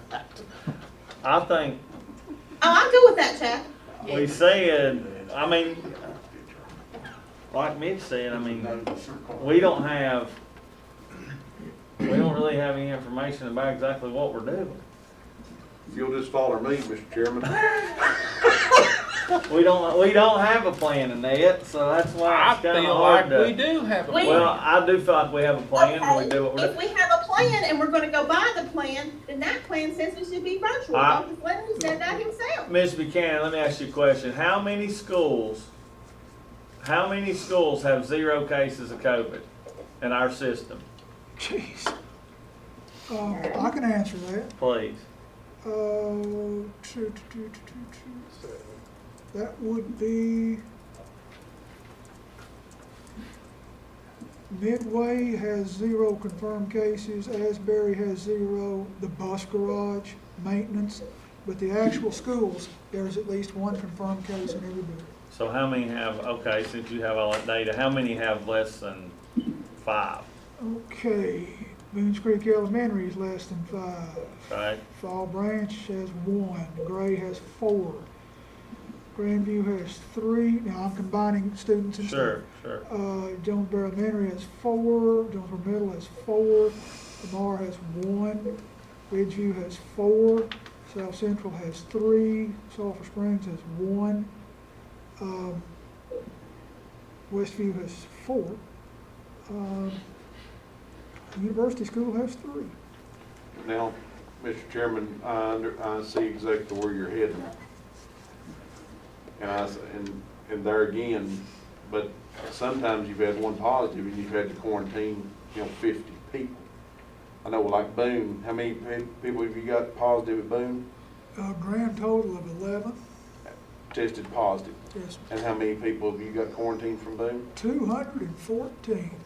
I know, but do you take all these kids at Westview and Fall Branch and send them home because I think- Boone's got a bunch of cases? I think we do at this point in time to get our legs up under us because we have so many staff that are going backwards. I do think that as far as coming back to school, that's where I think we sit down with Dr. Flannery and say, listen, you need to work it out with that administrator of how we can best go forward. Of course, we're going to be in better shape in a few weeks if we went virtual. But I think going back, we need to be careful when we start seeing something, we start enacting something to where we can go. And I know it's gonna be touch and go, and I know everybody wants to plan, but I mean, nobody planned for this. Nobody asked for this. And I think everything has to be fluid because we're meeting a moving target. We don't know. I mean, you know, last Friday, I didn't think we'd have this many, you know, quarantine, and that's what's killing us. And I mean, you got some parents that may, you know, like you just said, you know, if you got a teacher that teaches at Westview, but she has a kid at Boone, and her son gets quarantined, well, I mean, necessarily, I would say, would she be quarantined at that point? Or if she can't watch her son, she may have to be excluded, I guess, right? Can you say the scenario again? Like if I was a teacher at Westview, Yes.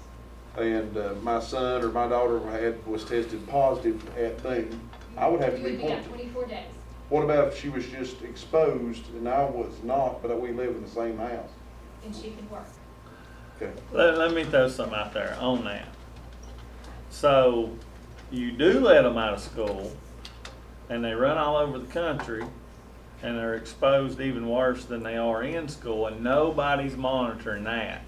So, they got exposed over the weekend, or Friday or Thursday or whatever day, and then they come back in Monday, and then it's another week or two before we find out that we don't even know. We'll never know. Then they're in there exposing kids again. I almost think I mean, Ms. Wagner, you understand what I'm saying? Are we monitoring them better in school or out of school? Are we monitoring the children better as they're in school day to day versus when they're at home with their parents for Regarding 2 their weeks? illness, Regarding their illness and Yeah, symptoms? I mean, how do we Well, if know? they're not in school, the nurses can't see them. However, I mean, if we're gone for a while and then we come back, the same scenario starts all over again. Right. So it ain't gonna end by putting them out of school for 2 weeks. We Chances still are. have responsibility to our staff. We do, right. And But we're something not does in have to charge be- of what they do, but outside of school. I understand that Hear very Ms. well. Wagner's response, the last two responses, I didn't get you. You wanna repeat what how you answered that? I don't remember exactly.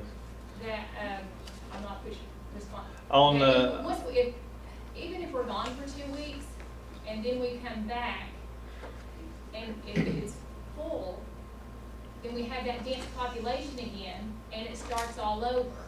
But we're following those guidelines, that's what's making us have to put so many people out. If we didn't, the cases, again, that's part of this. But the symptoms, just having people being symptomatic's the other part. That's what we're having to put out more of, and that's because we have to follow those guidelines.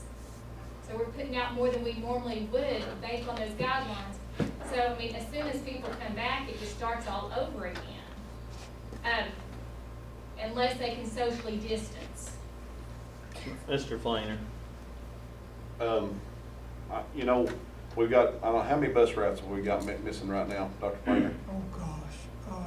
We were down just a handful today, but Tony says we need 16 drivers.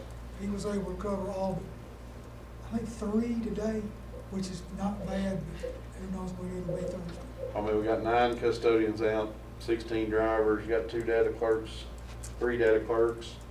You got any nurses out, Yes. Ms. Wagner? I have one out right now for 24 days. I mean, our staff needs I think our staffs is what need the break. It ain't so much the positive cases, it's a quarantine, and on top of that, the stress that we're making their people have. Can we not go back to what we just said and let Dr. Flannery decide if he can handle it or not? If people can handle it? I mean, I just don't understand. And I hear what he's saying, that people have a board and expect a board decision. But It's burning snow days. I feel like the board decision is, he knows the system better than I know the system. I mean, I just know. I feel like it's a board decision. I mean, Well, let us vote. Dr. Flannery, I think we need to set policy and let him carry it out. Well, yeah. And you know, I don't, because I'm gonna tell you something. We're gonna leave this meeting tonight, and we're gonna get school teacher after school teacher, we're gonna get parent after parent, email us, call us, whatever, and complain, you know, if Either we way you shut go. school, any way we go. Yeah, but you But can- the majority of people that text me, calls me, is 75% keep them in school, 25% God, that's unsafe. And as long as we're still, Walmart's open, the ball games is still going on, the races, whatever, people's going to be exposed. They're still going to go to the restaurants.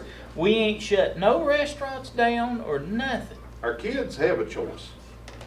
They do. Our They staff do don't have a have a choice to choice. go virtual if they want to. If that parent wants them to go virtual, let them go virtual. Our staffs don't have that same choice. I agree. And I'm sorry, but this is the way life is. That's I mean, the reason look I at, think look we at the have to medical look at people. everybody. I know, but we need to look at everybody just for the school system, for the three topics that Mr. Meredith brought up: the kids' health and safety. Education. And health and safety is a part of that. So, you know, education, they all need to be in person. And there ain't nobody in here that would disagree with that, I don't think. Maybe Miss McKenna, because she's got her And finger we up. do have But- their option to go virtual if they want to. But the safety. So I'm educating the kids.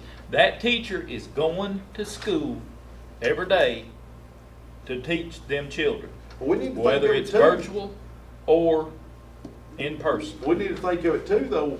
Look at how many kids and parents we're having seen quarantined that are sick or being exposed. And we need to look at, we don't even have the healthcare facilities at this point. We're running out of beds at the healthcare facilities.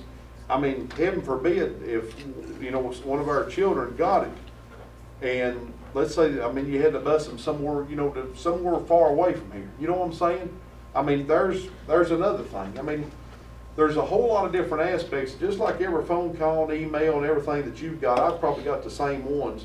And there's no way everybody's gonna be satisfied tonight. But, you know, when some of them have said in emails and text messages and phone calls that we don't care, there would not be a single soul in this room tonight if we didn't care. So, everybody in here cares. Just because me and you disagree on what I think's best, what you think's best, I know you still care. And we gotta make sure we're doing what's best, or at least have a majority to see what's best. That's the reason I'd really beg to have something set in place for the short term to give our staffs a break, and that way we can see in a couple of weeks, meet with Dr. Flannery in a different meeting, and say right here's the criteria, but I want you to also monitor school by school basis and make it work to what we can let our staffs handle. They've got to be able to breathe. I can tell you that, I'm talking to some principals here, if you do nothing tonight, I will almost certainly have to go virtual with 2 schools Thursday and Friday. I just don't, the numbers just, they don't work. Mr. Hammond. My thing, you mentioned virtual. If teachers are quarantined, like say the 5th grade Reggio is quarantined, those teachers can't go in their classroom. They have to try and virtual teach from home, and they don't have the resources. That's what I'm getting some messages from. And I understand, I mean, I love everybody here, I love this county, and it's a tough decision. I know we're gonna make people mad one way or the other, but it's kinda hard for me to sit here and roll the dice with our staff's life, or their families' lives, or, I understand daycare, I understand all those issues, but we're kind of, again, this is not your average daily issue. I mean, and I don't know how long we're gonna have to deal with it, but we are rolling the dice, whatever we do, with individual lives. Mitch. Two questions. One, Dr. Flannery, do our teachers have a choice on whether they're in the classroom or not? Not really. What do you mean, not really? I mean, they've signed a contract to provide professional services, and I have required those teachers to be at their workplace unless they have a medical reason to be elsewhere. Okay. If they're quarantined, I expect them to work as they can from home. If they're isolated, I expect nothing other than for them to get better. Second question, is there any way, you know, what I'm hearing is that we want to do something for a couple of weeks to tamp it down and give everybody a chance to catch their breath, if I paraphrase that right. Can we move Christmas break up till now? Yeah, the board reserves total control over the calendar to itself. We will have to get authorization from the State Department because you have to meet that 180-day rule. You have to have so many days in service. So we have to analyze it very carefully. But yeah, you can. Okay, just curious. Mr. Buchanan? Something that was said to me 2 or 3 times today was you need to look at your own board. We are still not allowing people in our meetings. And that really resonated with me. You know, if we're making decisions for our teachers, staff, and children to be in schools in closed quarters, that we are all 6 foot apart or virtually or whatever. And so, you know, that looks a little hypocritical. And that hit home with me today. I don't know that was a board decision. Yes, it was. We did? Yeah, you voted to do that for the month of October. Okay. I That's thought that right. was during the governor's. I thought that's what it was The too. governor's action expired in September. You took action to do it in October. And you did it I unanimously. thought he extended it and we did what he said. No, Okay. you actually read it out loud. Okay. Okay, now let me ask this question. It spiked some. I want to use 2 days of my snow days, Thursday and Friday, and we'll come back Monday and see what the numbers, if it's come down. Let's use 2 Some days. days are mine to use, but if a majority of this school board wants to do that, I'll comply. Mary Beth? That might be a start, but I don't think that's enough time. I don't think 2 days, well, that would give us 3. That'd be 3 days, no kids in the school building. 5. 5. Saturday, 5, Sunday. yeah, Saturday and Sunday, so 5 days, so I'm gonna put that in will you accept the motion? Hold on, man. Okay. Let's don't motion, yeah. Hey, Mitch, what did you mean by moving Christmas break up? Well, I mean, okay, Because that may be an idea, I mean. yeah, I mean, if we go full virtual or we close schools for snow days, I mean, why not just move those days that kids aren't in school? You know, we're planning on a Christmas break. Well, like, all this stuff is gone by Christmas, which it won't be. But why don't we take and use those days now to send everybody home? Well, And then at Christmas, we don't have any Get days. to work.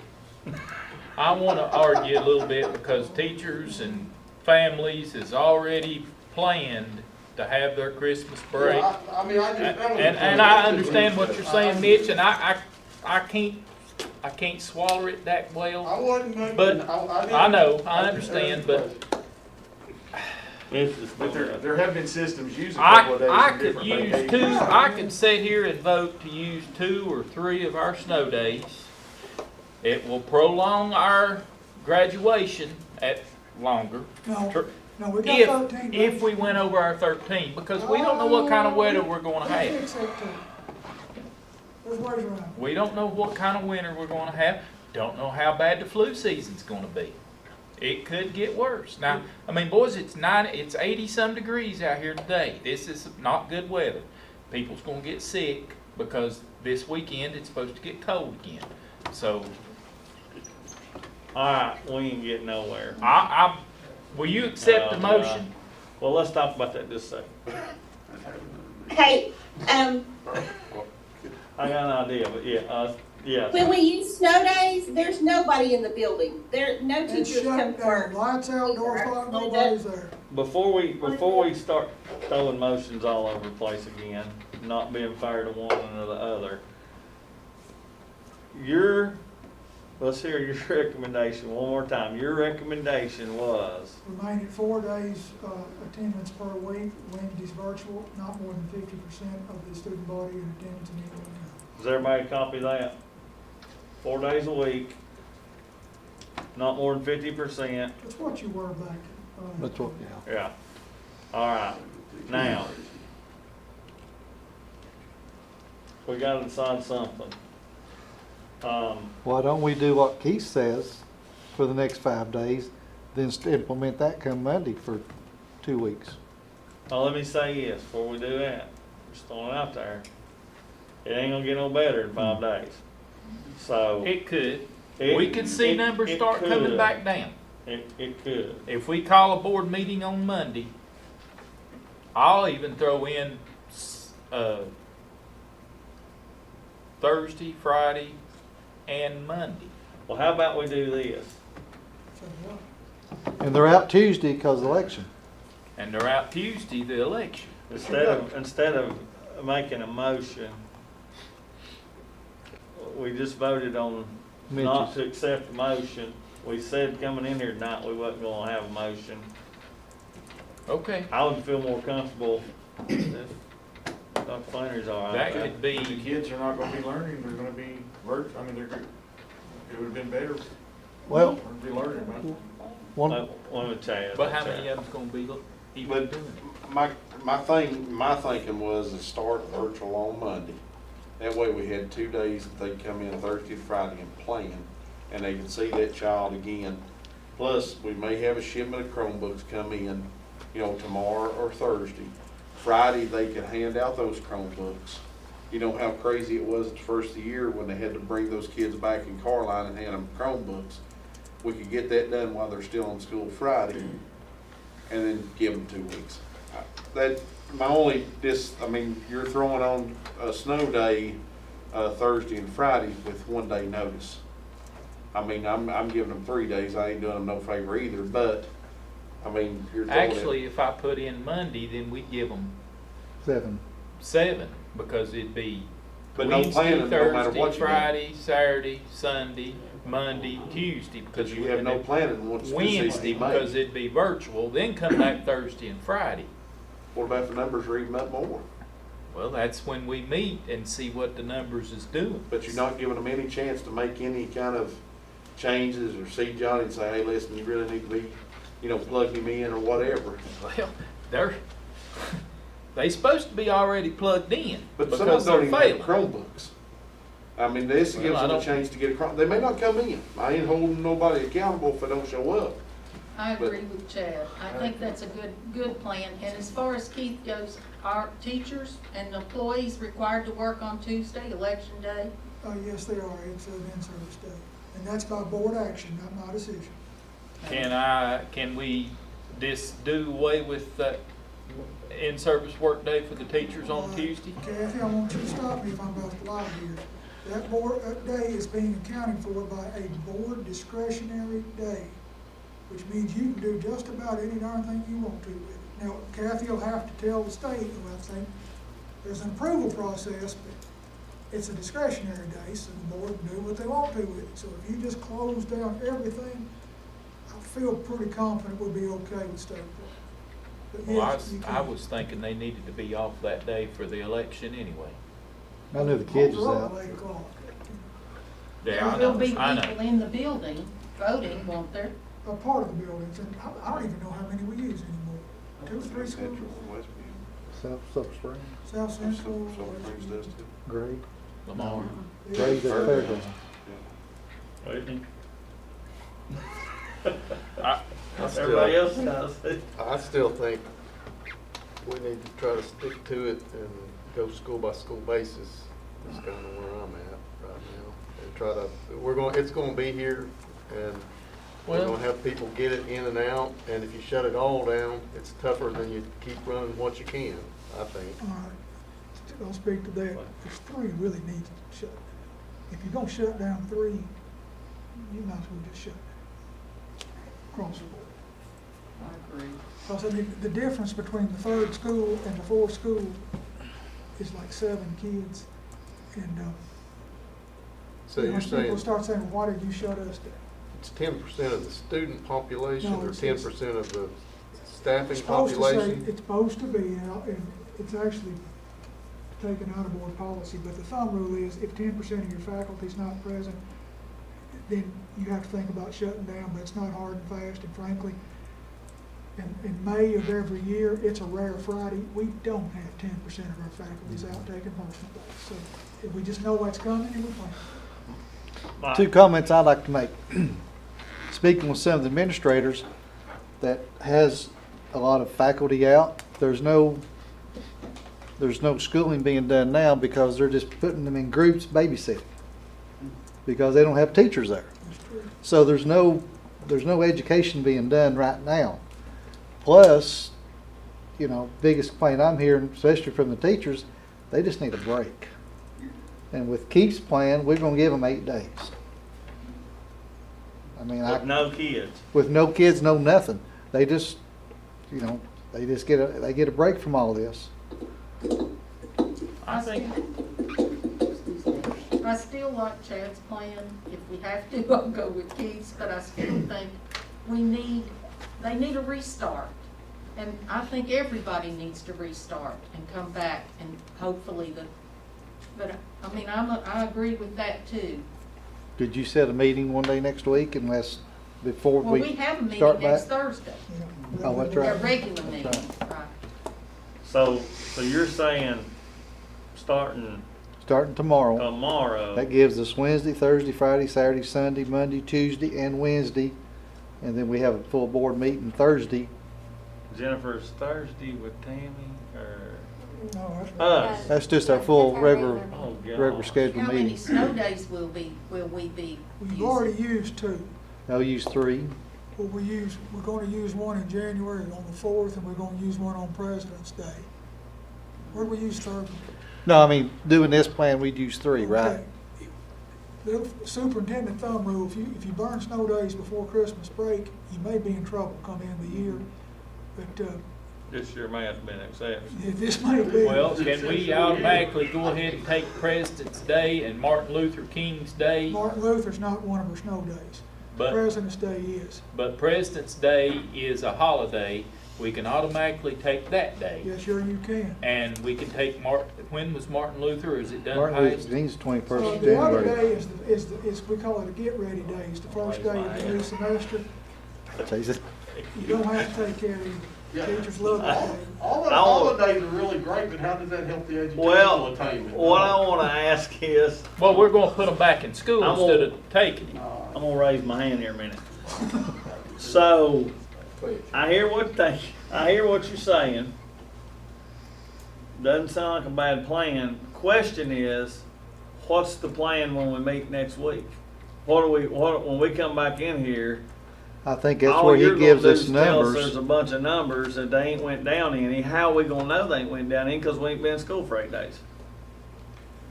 Your numbers though, your quarantine numbers that were sent home today, Yeah. they won't be available for 14 days, some of them, 24 days and 10 That's days. kind of my question is, So- Well, Kelly, how many what am I out gonna of learn the in 8 900 days? will come back in 8 days?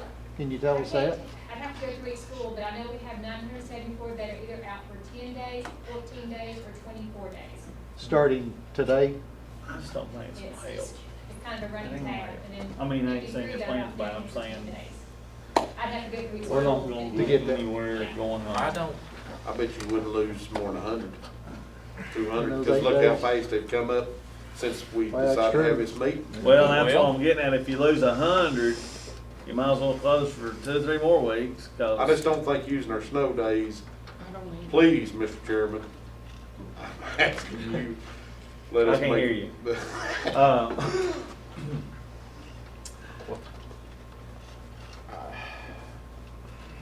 I'd just like to feel comfortable in the decision that we make, whatever the decision is, but I hate to make it today. well, we really can't, because we done said we wasn't going to. Right. But he we can. But he I think can. Dr. Finer can. Do what he needs to We do can to- use 3 snow days and, Well, And, You're telling him to though, I'm telling you, I'm not supporting that plan though. well, I let's, mean, you can't take a vote to I- see who supports it or not. And then I make a decision, I got half school board climbing my frame over. Well, I don't That's think like any of us- $50, man. I I don't think any of us have the right, yes, Annette, to climb your, So, if we tell Dr. Flannery to use our existing plan and then come up with a plan, a better plan, next week, we'll be fine. I think we let Dr. Flannery use his judgment to which schools he needs to close or not close. And all of us should respectfully let him make that decision. Is Without he gonna him, have to use snow days for that? I could tell these schools they need to go full virtual, although Okay. I would really love to have board action on that because these are such extraordinary times. But going full virtual would create a huge mess, because nobody's ready for it. These families, we don't have enough Chromebooks out there to handle that. So you fine with that? Hey, Can can K through 3 not send home packets? It will be better for the teachers and for the students. And get ready in 36 hours. I'm gonna say, let's do this. Maybe start that Monday. No, we can't do that. We can't have paper packets ready in 36 hours. What's election day, Dr. Flannery? Tuesday. Next Tuesday. We're out tomorrow, Are you all comfortable meeting next Tuesday? as long as you go vote before you meet. I mean, we said we wasn't gonna do nothing tonight, we need to get into policy. I'm okay with having a meeting next Tuesday. So we're gonna go as school as just. Whatever Dr. Flannery wants to do till next Tuesday, and not trying to pawn it off on you, do what you have to do till next Tuesday. Next Tuesday, we'll have a meeting, if that's allowed, to have a called meeting, it's 5 days. To go over this. To go over this, and we'll accept motions and make a decision if it's closed for a week or 2 months or whatever it is. I feel like that's the right thing to do. We'll assume you'll want an agenda that allows an action. Yes, please. And everybody come prepared. And let's try to have information and data on what we're gonna do and how we're gonna do it, and There will be at least 2 schools, I estimate, will have to be shut down Thursday and Friday. So they'll go And virtual. I expect the support of 9 board members. absolutely. One question, and I know one of those schools is going to be, we have one last ball game Friday night. Will that be canceled? You know, that's always been a principal athletic director decision, and that's even in the policy. Okay. Um, And that's a conference game. I mean, I'd hate, It's a big deal, sure. it is, because that's, you're fighting for, And I will absolutely be excoriated by the public if football is played after I I shut know, down the that's the school. reason why I brought it mean, up. I'm gonna shut up because I know a lot of people are listening to this, but I will take an extreme amount of heat at school board. I That's the still reason why wanna- I asked. I I just, still wanna use Thursday and Friday as a snow day and just shut them down. Well, let's just meet Tuesday and vote on something. And not use no, I would let use- everybody come back Friday, Thursday and Let Dr. Friday. Flannery- 100%, let Dr. Flannery okay. do it his way, Alright, and we'll meet Tuesday, they're out Monday anyway. Correct? No, they're Or out. they're out not. Tuesday. They're out Tuesday, that's what I meant, Tuesday. Early as you can on Tuesday. Early. Early. if you Early. can. I'd, I don't know, probably not. I'd like for the teachers to be off on Tuesday. Can we do that tonight, move that meeting? You threw out one motion. Yeah.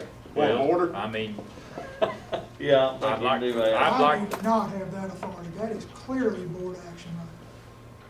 Because the board by policy reserves to itself in Washington County control over the county.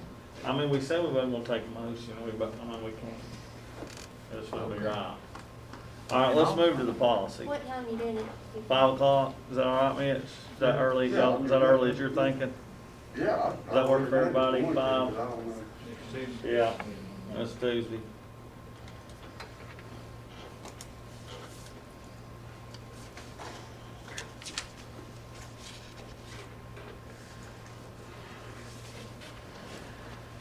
oh,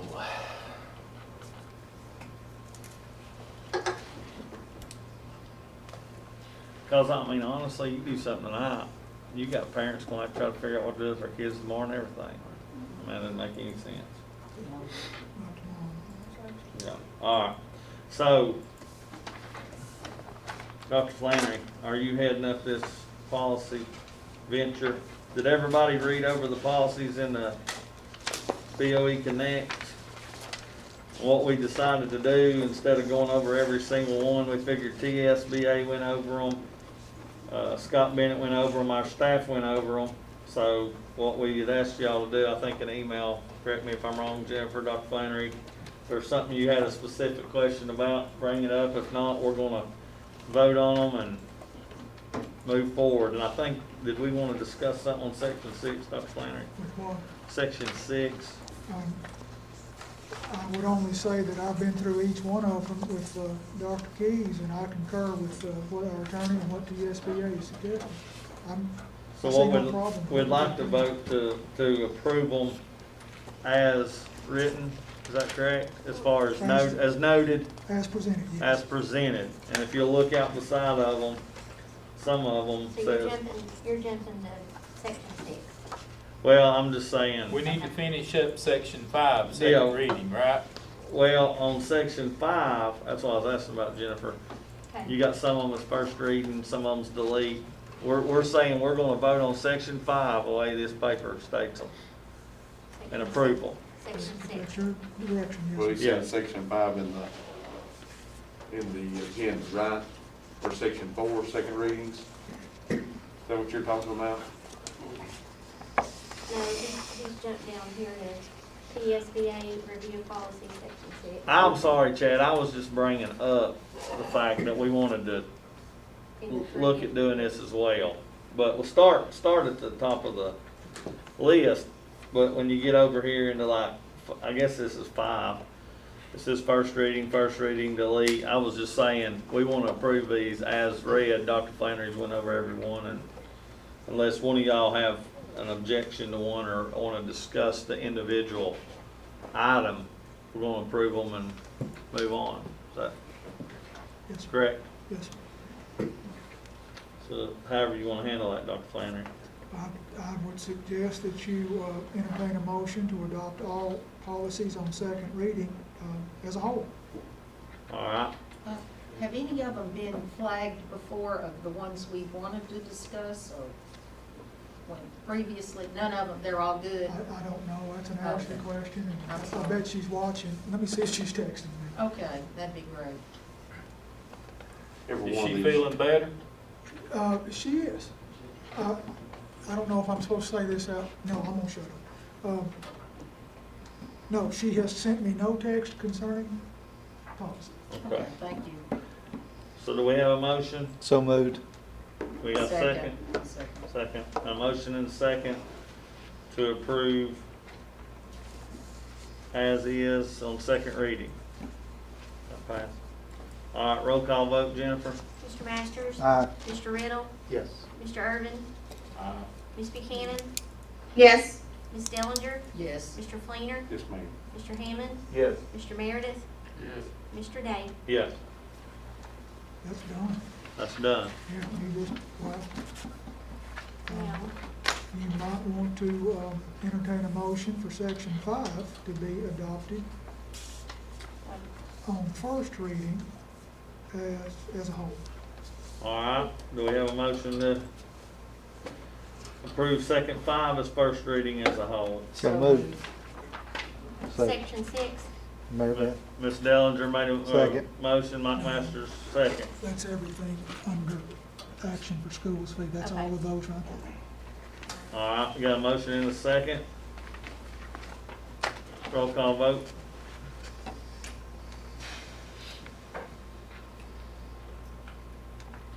Mr. Masters? Aye. Mr. Riddle? Yes. Mr. Irvin? That is these 5's Correct. things right here, right? Correct. On first reading. Okay. Aye. So, Ms. Buchanan? Yes. Ms. Dellinger? Yes. Mr. Fleener? Yes, ma'am. Mr. Hammond? Yes. Mr. Meredith? Yes. Mr. Day? Yes.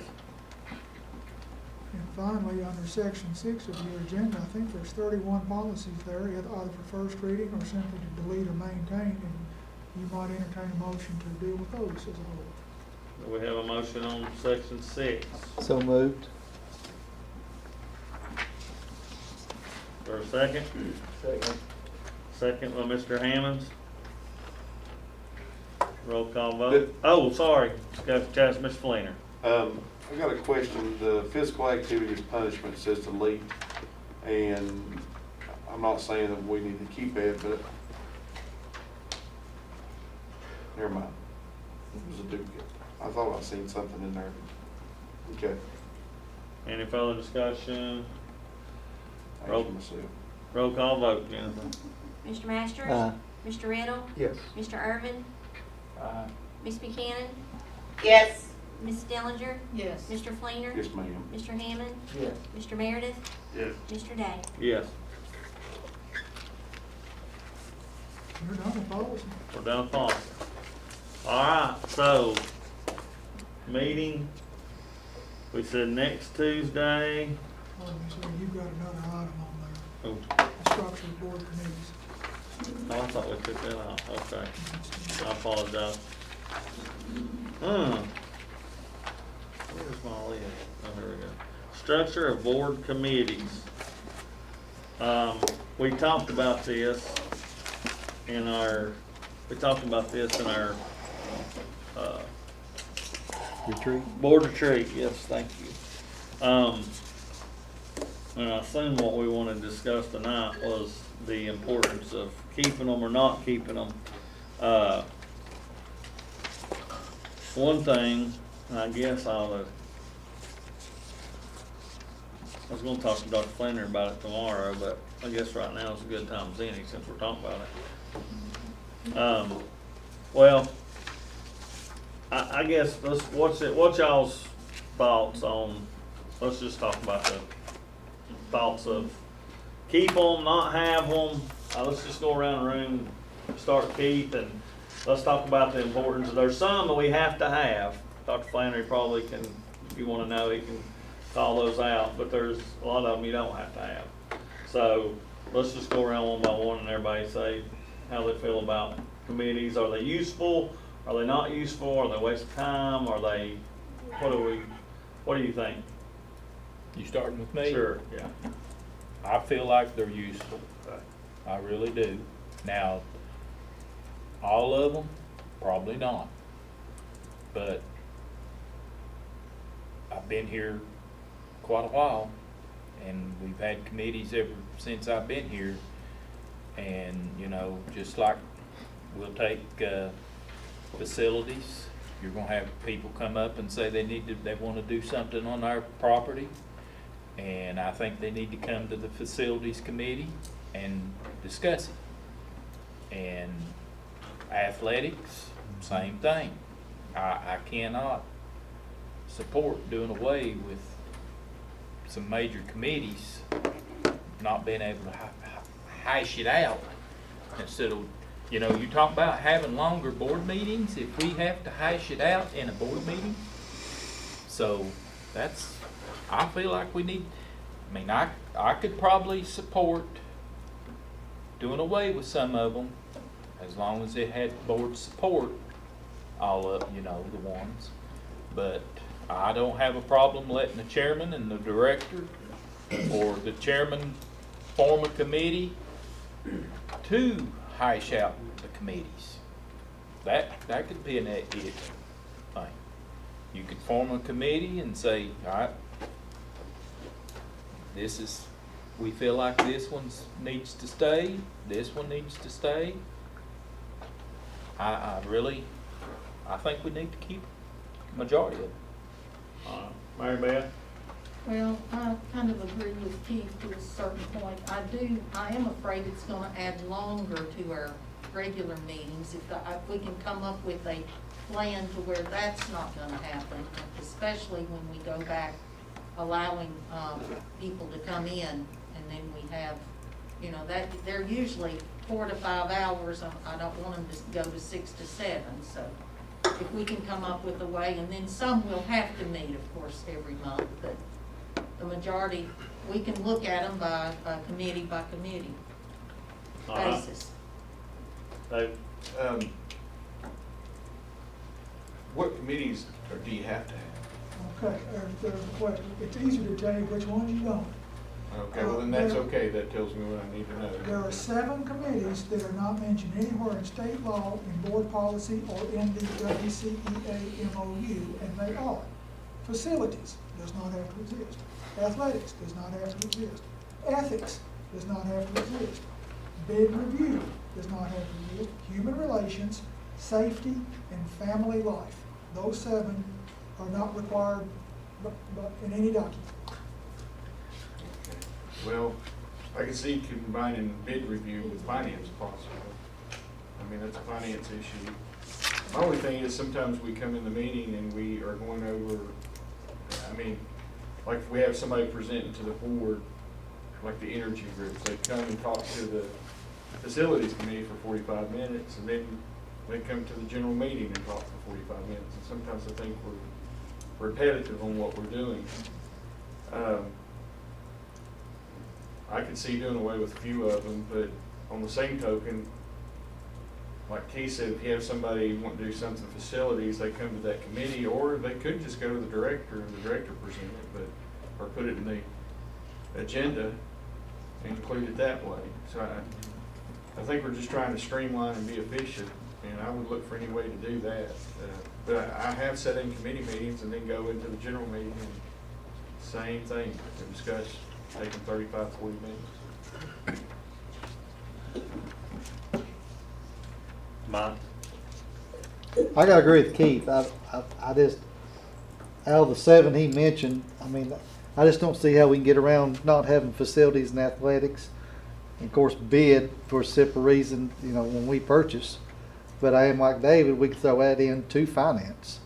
But chair in athletics, I mean, when our ADs come to us needing something, you know, our committees are made up of more just board members.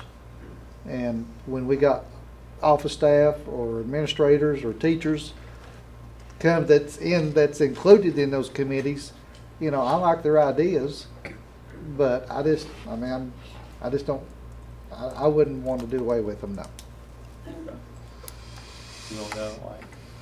Well, I've been to 4 committee meetings so far, chaired one, so I'm not exactly an expert. So, but I see some value in them, but we do need to streamline some of our stuff. So maybe do away with some and narrow it down maybe to what's just necessary. I guess obviously you don't have to call a committee meeting if you don't need it, but there is some value in it, yes. All right. Chad? I'd almost like to see us have a second meeting in the month, which we're already having the second, third, fourth. But it'd almost be like to me, I'd rather see another meeting instead of the committee meetings and have 30 minutes or, you know, a 2-hour meeting and have 30 minutes for each one, and maybe finance because it takes a little while, be an hour long. But I do see that we talk about it in the committee meetings, which you hate to miss those because that's where the, you know, kind of the details or something you find, but then we rehash it again in our board meetings. I mean, I'd rather see, like I said, have another meeting, have it streamlined down to this is how much time you have and do it, and at least be a meeting and we can decide, discuss, and finish it. And then when we have our normal board meetings monthly, take care of business other than the committee meetings. Have more focused on the student achievement and what we're doing right in their school system, advocating for that, and then we could be done. Right. Annette? I kind of agree with Chad. I'd prefer to have like a workshop where we're all together, because he is right. We talk about, I go to one committee, there for 2 hours, then I turn around and we're there for another hour in our meeting discussing the same thing we discussed in the committee meeting. Okay. So I think it would time conserve for us as board members. Okay. Just to reduce it to like a full board workshop on one day and then have our meeting on our normal day. Thank you. Yeah, okay. Mitch? I think, you know, I keep thinking back to what this board's duties and responsibilities are. I think we're here to set policy. We're here to set a budget. We're here to evaluate a director. I'm not sure that there's a whole lot of other things that we are really required to do.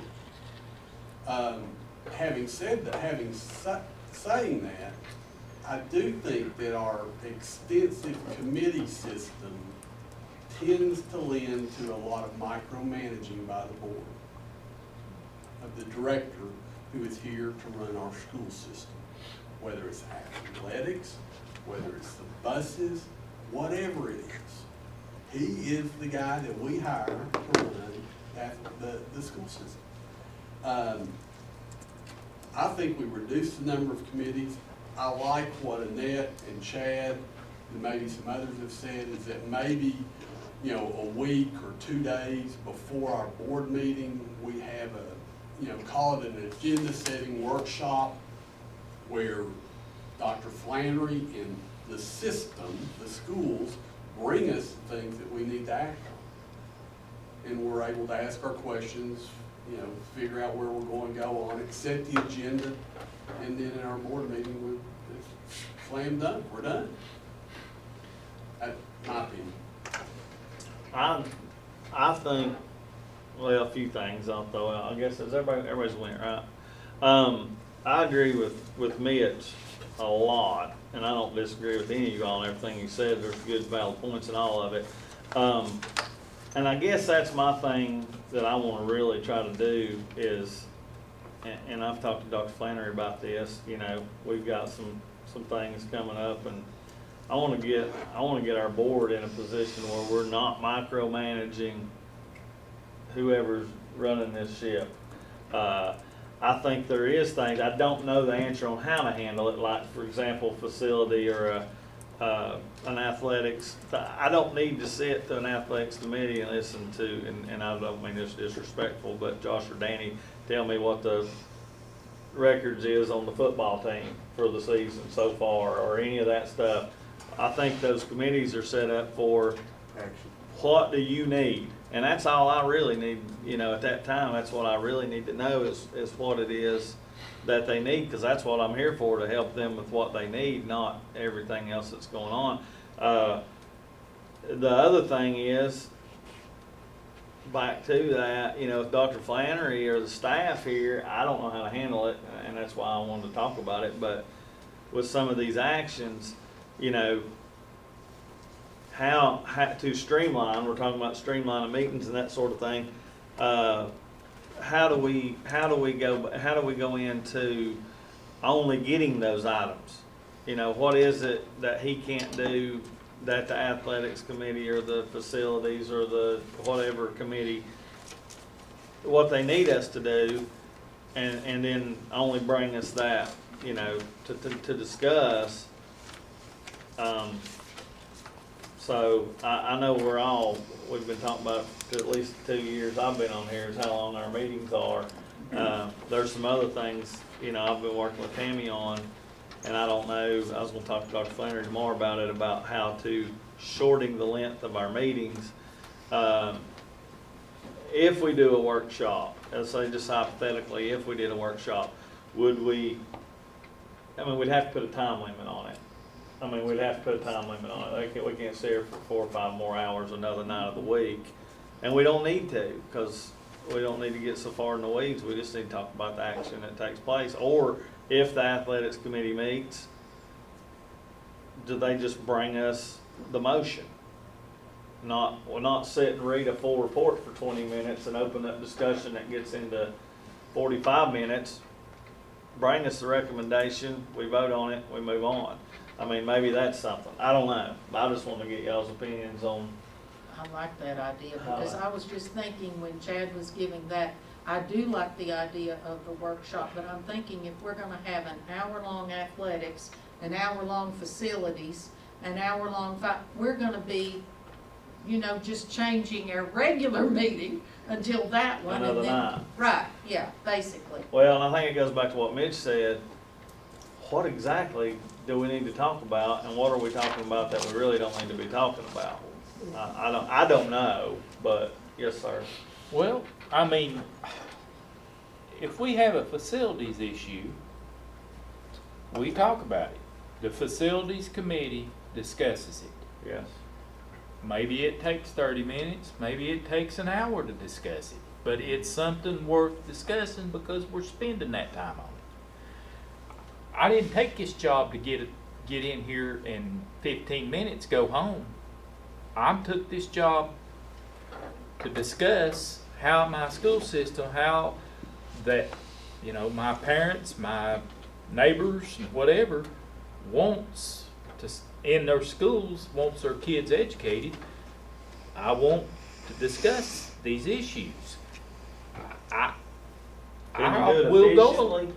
I feel like we're doing it efficiently.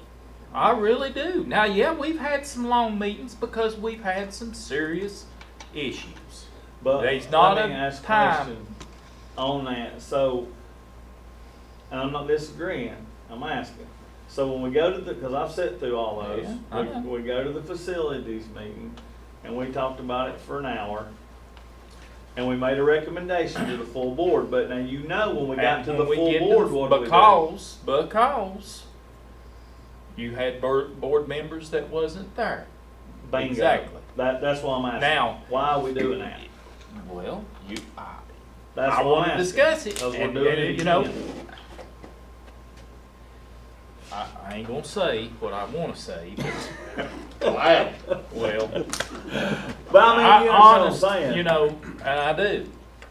And I'm just trying to figure out how to well, you know, not do that. we built 3 schools. We've had a facilities committee. We've had athletics.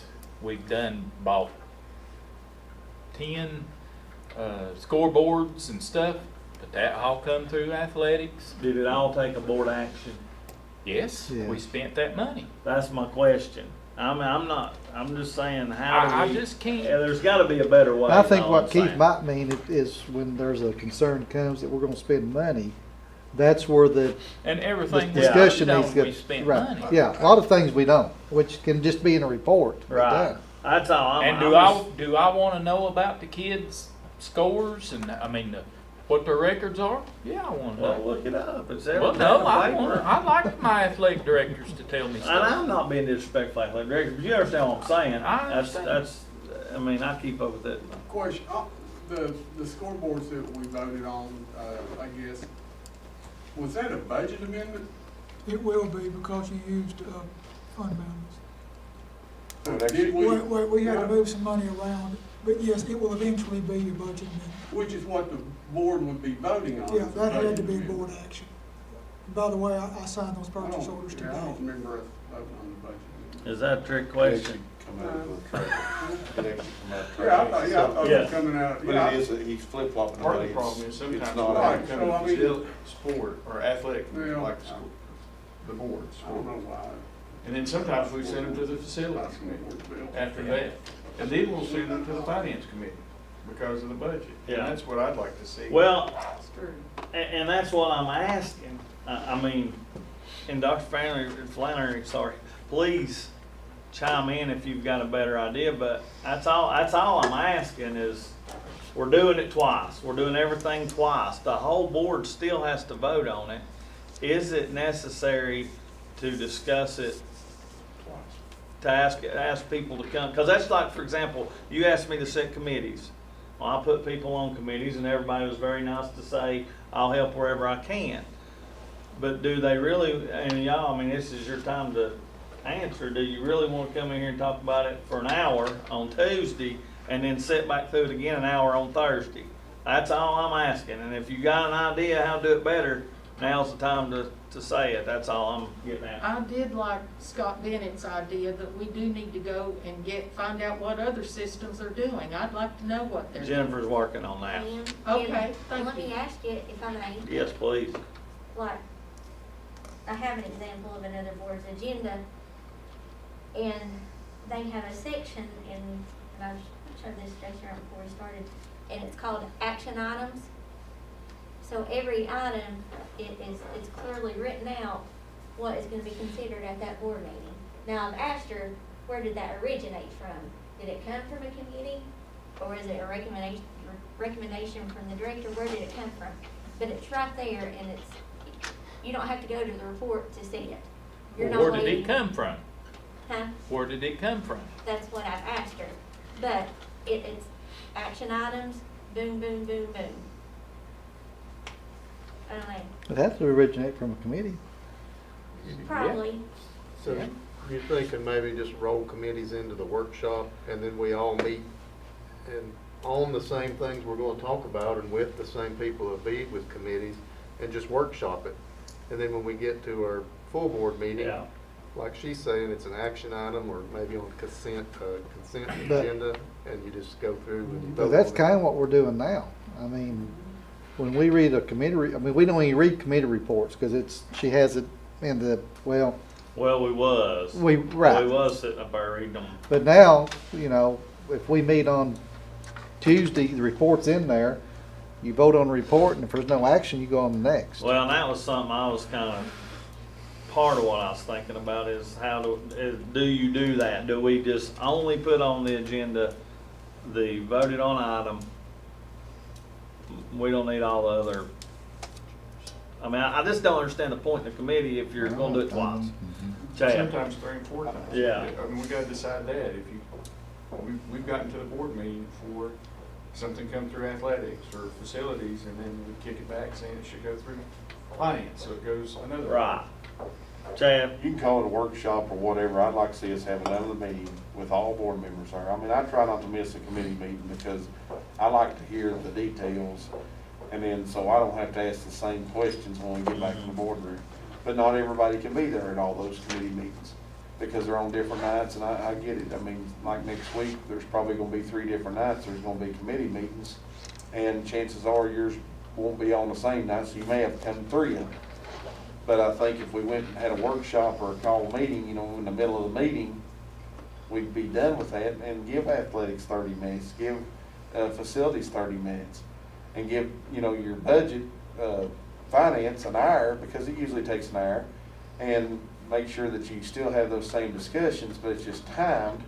And trust me, if, anybody in that committee, whatever the highest nail is, needs to be the first thing they talk about, because when that 30 minutes gets up, they will have to listen to it next month, no disrespect. And if they don't have nothing to report, you've got time for policy. I mean, just like policy, that's a committee meeting, probably the easiest one I can ever chair, and maybe that's the reason I've been in it for the last 2 years, because we always meet as a full board, and that's fine, because we rule by policy.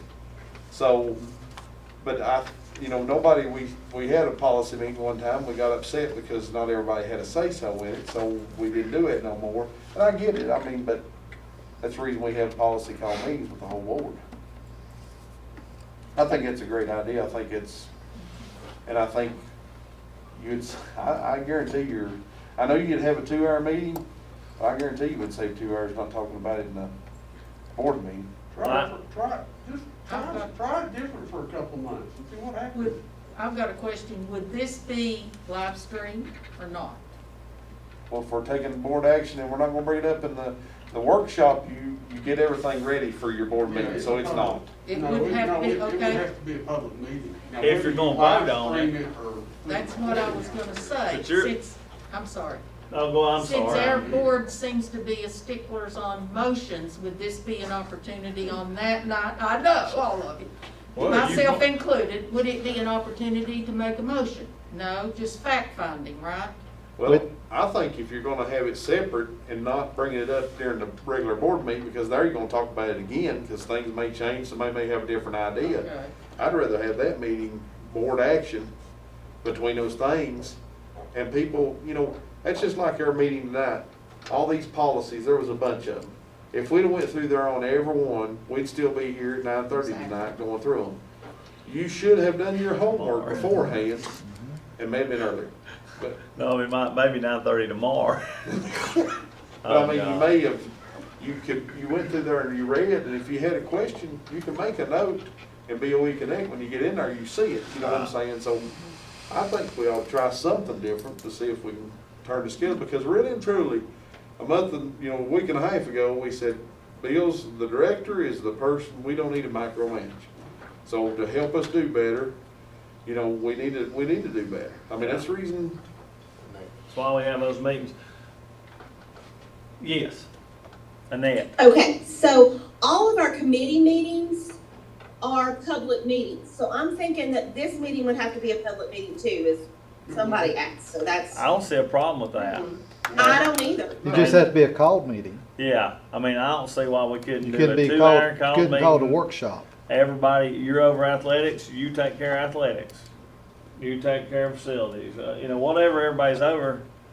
It's, I mean, it depends on how you set it up. If you set it up as a workshop, just to listen to what's going on, to ask your questions, to understand the issue, you don't vote in a workshop. That's all it is, in a workshop. You get the information, and then in the subsequent board meeting, that's where your action items would come in.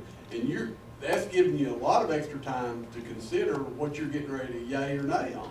so once you have that workshop, let's just say it's the scoreboards for the schools. Then that goes into action It'd be an on action the, item on the agenda. On the agenda, but that's all.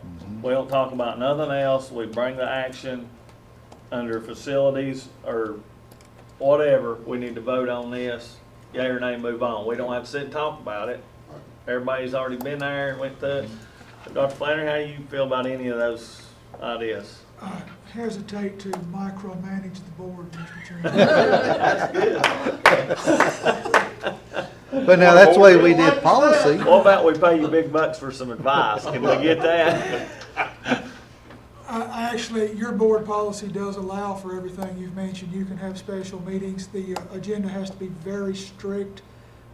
But yeah, what you're proposing will work within your existing policy. All right, is our policy, is that a paid meeting? Or is it a, You If don't it's a get like a paid call, for workshop? committee I mean, meetings. like a, if it's a call, but if it's a committee or a workshop, no. That is true. So the difference is called is we can A vote. called, you can take action. A workshop or a committee, you can vote, but it's so we're not, gonna it has to come go in before here the and full we're gonna board. spend 3 or 4 hours. Right. No, it's time. You're gonna spend 2. Well, maybe Speak not. fast. I mean, I'm sorry, but now I can see if you bring something hot with athletics and you bring something policy up, we've been in here for Well, it depends on committees who's for over the meeting. 3 or 4, well, that don't matter. I mean, Right, Chad? Hello, Chad. No, I like the call meeting because you can take action and you're done. You don't have to bring it back up in the board meetings, in my opinion. Yeah.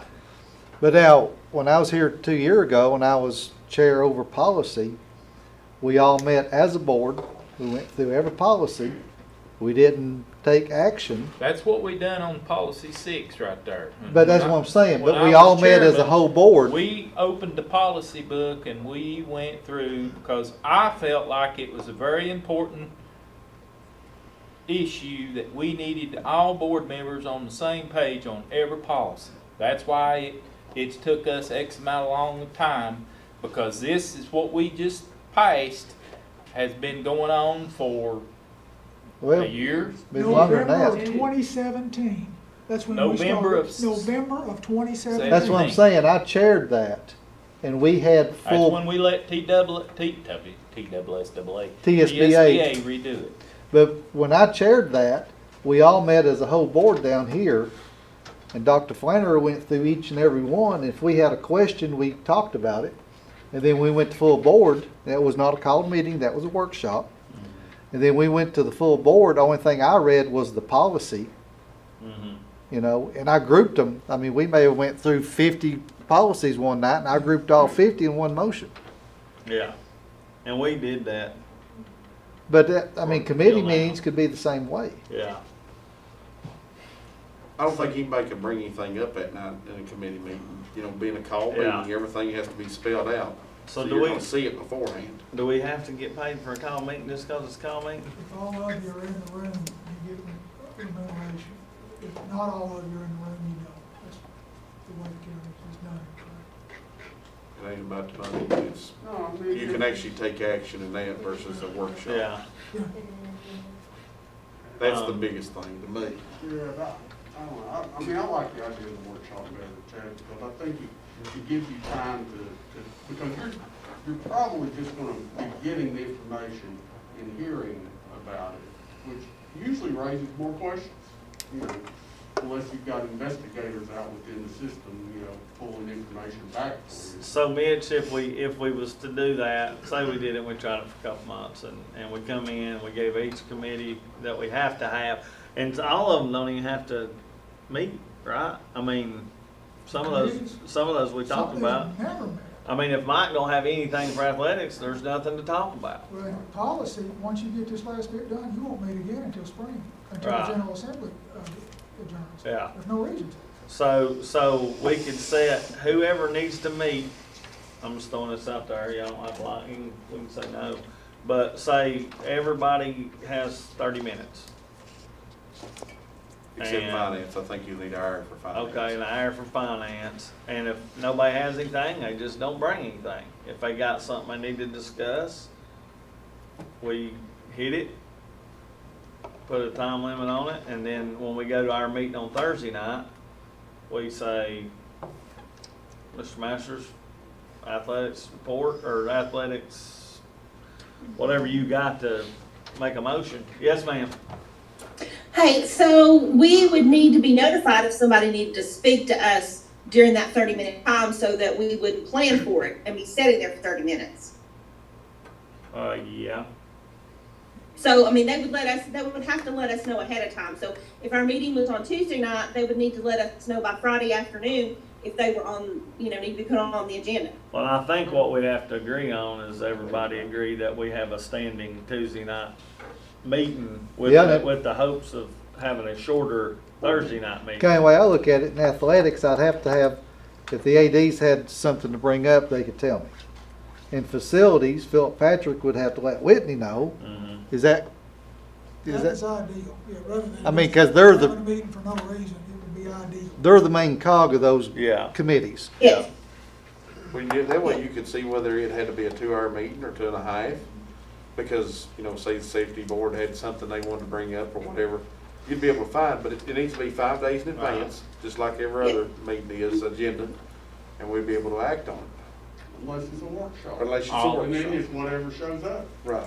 Although Yes. we could just I've never been. forget it and keep it like it is and have our committees, and if we feel like that we could form some of, like David said, put budget, or not budget, but put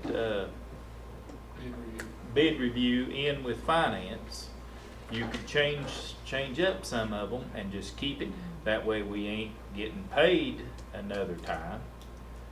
I mean, I think for me, just being honest too, I mean, it's not just a time thing. I mean,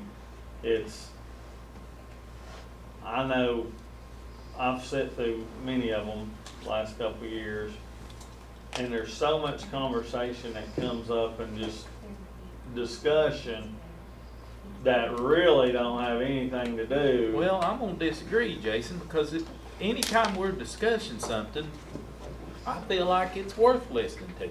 I value your opinion. Well, I value yours. Mike's opinion. I'm not saying I don't value the opinion. What I'm saying is, it goes back over to what Mitch said. Sometimes we're just talking about stuff that really we don't need to be talking But about. we're discussing but- it in our committee meetings Yeah. anyway. It's not discussed, yeah, we've had some long meetings, but I still feel like, Yeah. Well, here, let's do this. We ain't gonna talk about it all night. It's on the thing. If anybody has an idea or wants to make a suggestion that we do it, I'll entertain it. If not, Which one do you want to try? I'm leaving it up to you guys. I just brought it to the attention and I Now, don't. we do have finance scheduled for Monday, right, Mitch? That's what we just did, yeah. Okay, then we've got athletics and facilities scheduled for Wednesday, so. I do whatever we got. If y'all do want to do anything different, then do what you got and we'll set it for December. if you I wanna make a do. motion, we leave it alone. All right, got a motion, we Second. leave it alone. Second? Point of order. It is on the agenda. Oh, okay. I thought it was. Oh, Yeah. sorry. Let me say this first. Yes. I make a motion that we tweak it, shorten some of the committees or add some of the committees to another committee. That way we have less committees. Who's doing the tweaking? Well, you want me to say, I want my chairman to make a committee to Tweak the Tweak. committees. tweak the committees. All right, I'll put that in the form of a motion. we got a second on I'll that? second to discuss. Second to discuss, okay. My thought is, looking over kind of what Bill had said, I mean, basically all we ever meet, unless it's differently now, is finance and bid, facilities and athletics, and then we do calendar just because of, to get a calendar for the year. Once a year. Right, but that's really the only 4 or 5 committees we ever meet. So the only tweaking I think we can do is put bid review with finance. Well, let that committee, I mean, let just- him form a committee and let them, go Another over. committee besides that, is that what you're saying? I'm saying Committee form to a cut the committee, That's form what, a committee to go in there and see if we can tweak the committee. She's singing now. she's singing. So, Oh, Lord. that was my motion. All right. Let's tweak it. We got a motion to form a committee to cut the committees. And we got a second. Roll call vote. Mr. Masters, I guess. Mr. Riddle, No. Mr. Irvin, Yeah. Ms. Buchanan, No. Ms. Dellinger, Yes. Mr. Fleener, No, ma'am. Mr. Hammond, No. Mr. Meredith, Yeah. Mr. Day. No.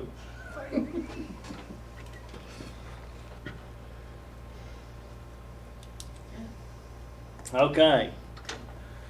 Any other discussion? Yes, Mr. Flynn. You made me lose my train of thought. That never happened. Flat red face, yep. No, I'm sorry. If you have a workshop, can you make sure everybody's here? Well, I mean, how do you make sure everybody's here for a regular board meeting? I You mean, don't. you don't. I mean, yeah, I mean, if it's. Well, it's like the committee meetings, we're not, I mean, they're open to everybody. It could affect your voting action if everybody ain't here. That's true. So would you be better off to have a call meeting or a workshop? I'm getting ready to make a motion on whichever one. Well, I mean, I guess if you make, I mean, if you gotta get, you know, somebody's gotta get paid to get here, then I guess it's gotta be a called meeting. But if that's not the driver, then just make it a workshop, and then you don't have, then you're not limited to the agenda. Well, and the other thing about that, Dr. Flannery will say something too, but the other thing about that, I like both ideas. You can't take action in one, you can take action in the other. Well, let's just say Whitney can't be here Tuesday, and we voted on something and it passed. It's- We can't vote Yeah, you can. Well, if it's a In a in a call meeting, workshop. if it's a call. If it's meeting. called meeting. Yeah, in a call Point I meeting. wanna make. Yes, please. Under your board policy, there's 3 kind of meetings: regular meetings, special meetings, and committee meetings. There's nothing in here about a workshop. You need to define what that is and put it in policy if you're gonna start acting. Yeah. Yes, Mr. Flannery. Well, then I'd like to make a motion that we have a separate called meeting for our committees to meet at a time period of time to be sorted out with the chairman, how many ever committees need to meet that night. Put them in a time limit, and let's try it for 2 months. Are you talking about a set day and A set time date and time, for all committees? yeah, starting in, well, would you want to start? Next month. I'd like to start it towards the end of this month, just for, that way, let's try to shorten Before the December. December meeting. Yeah, we meet next week. We don't have a long We can't do nothing December this- meeting anyway, cause we eat, Right. so Yeah. I think we ought to, Wait a minute. okay, You'll second that for discussion? no. Okay. Does anybody want to second that?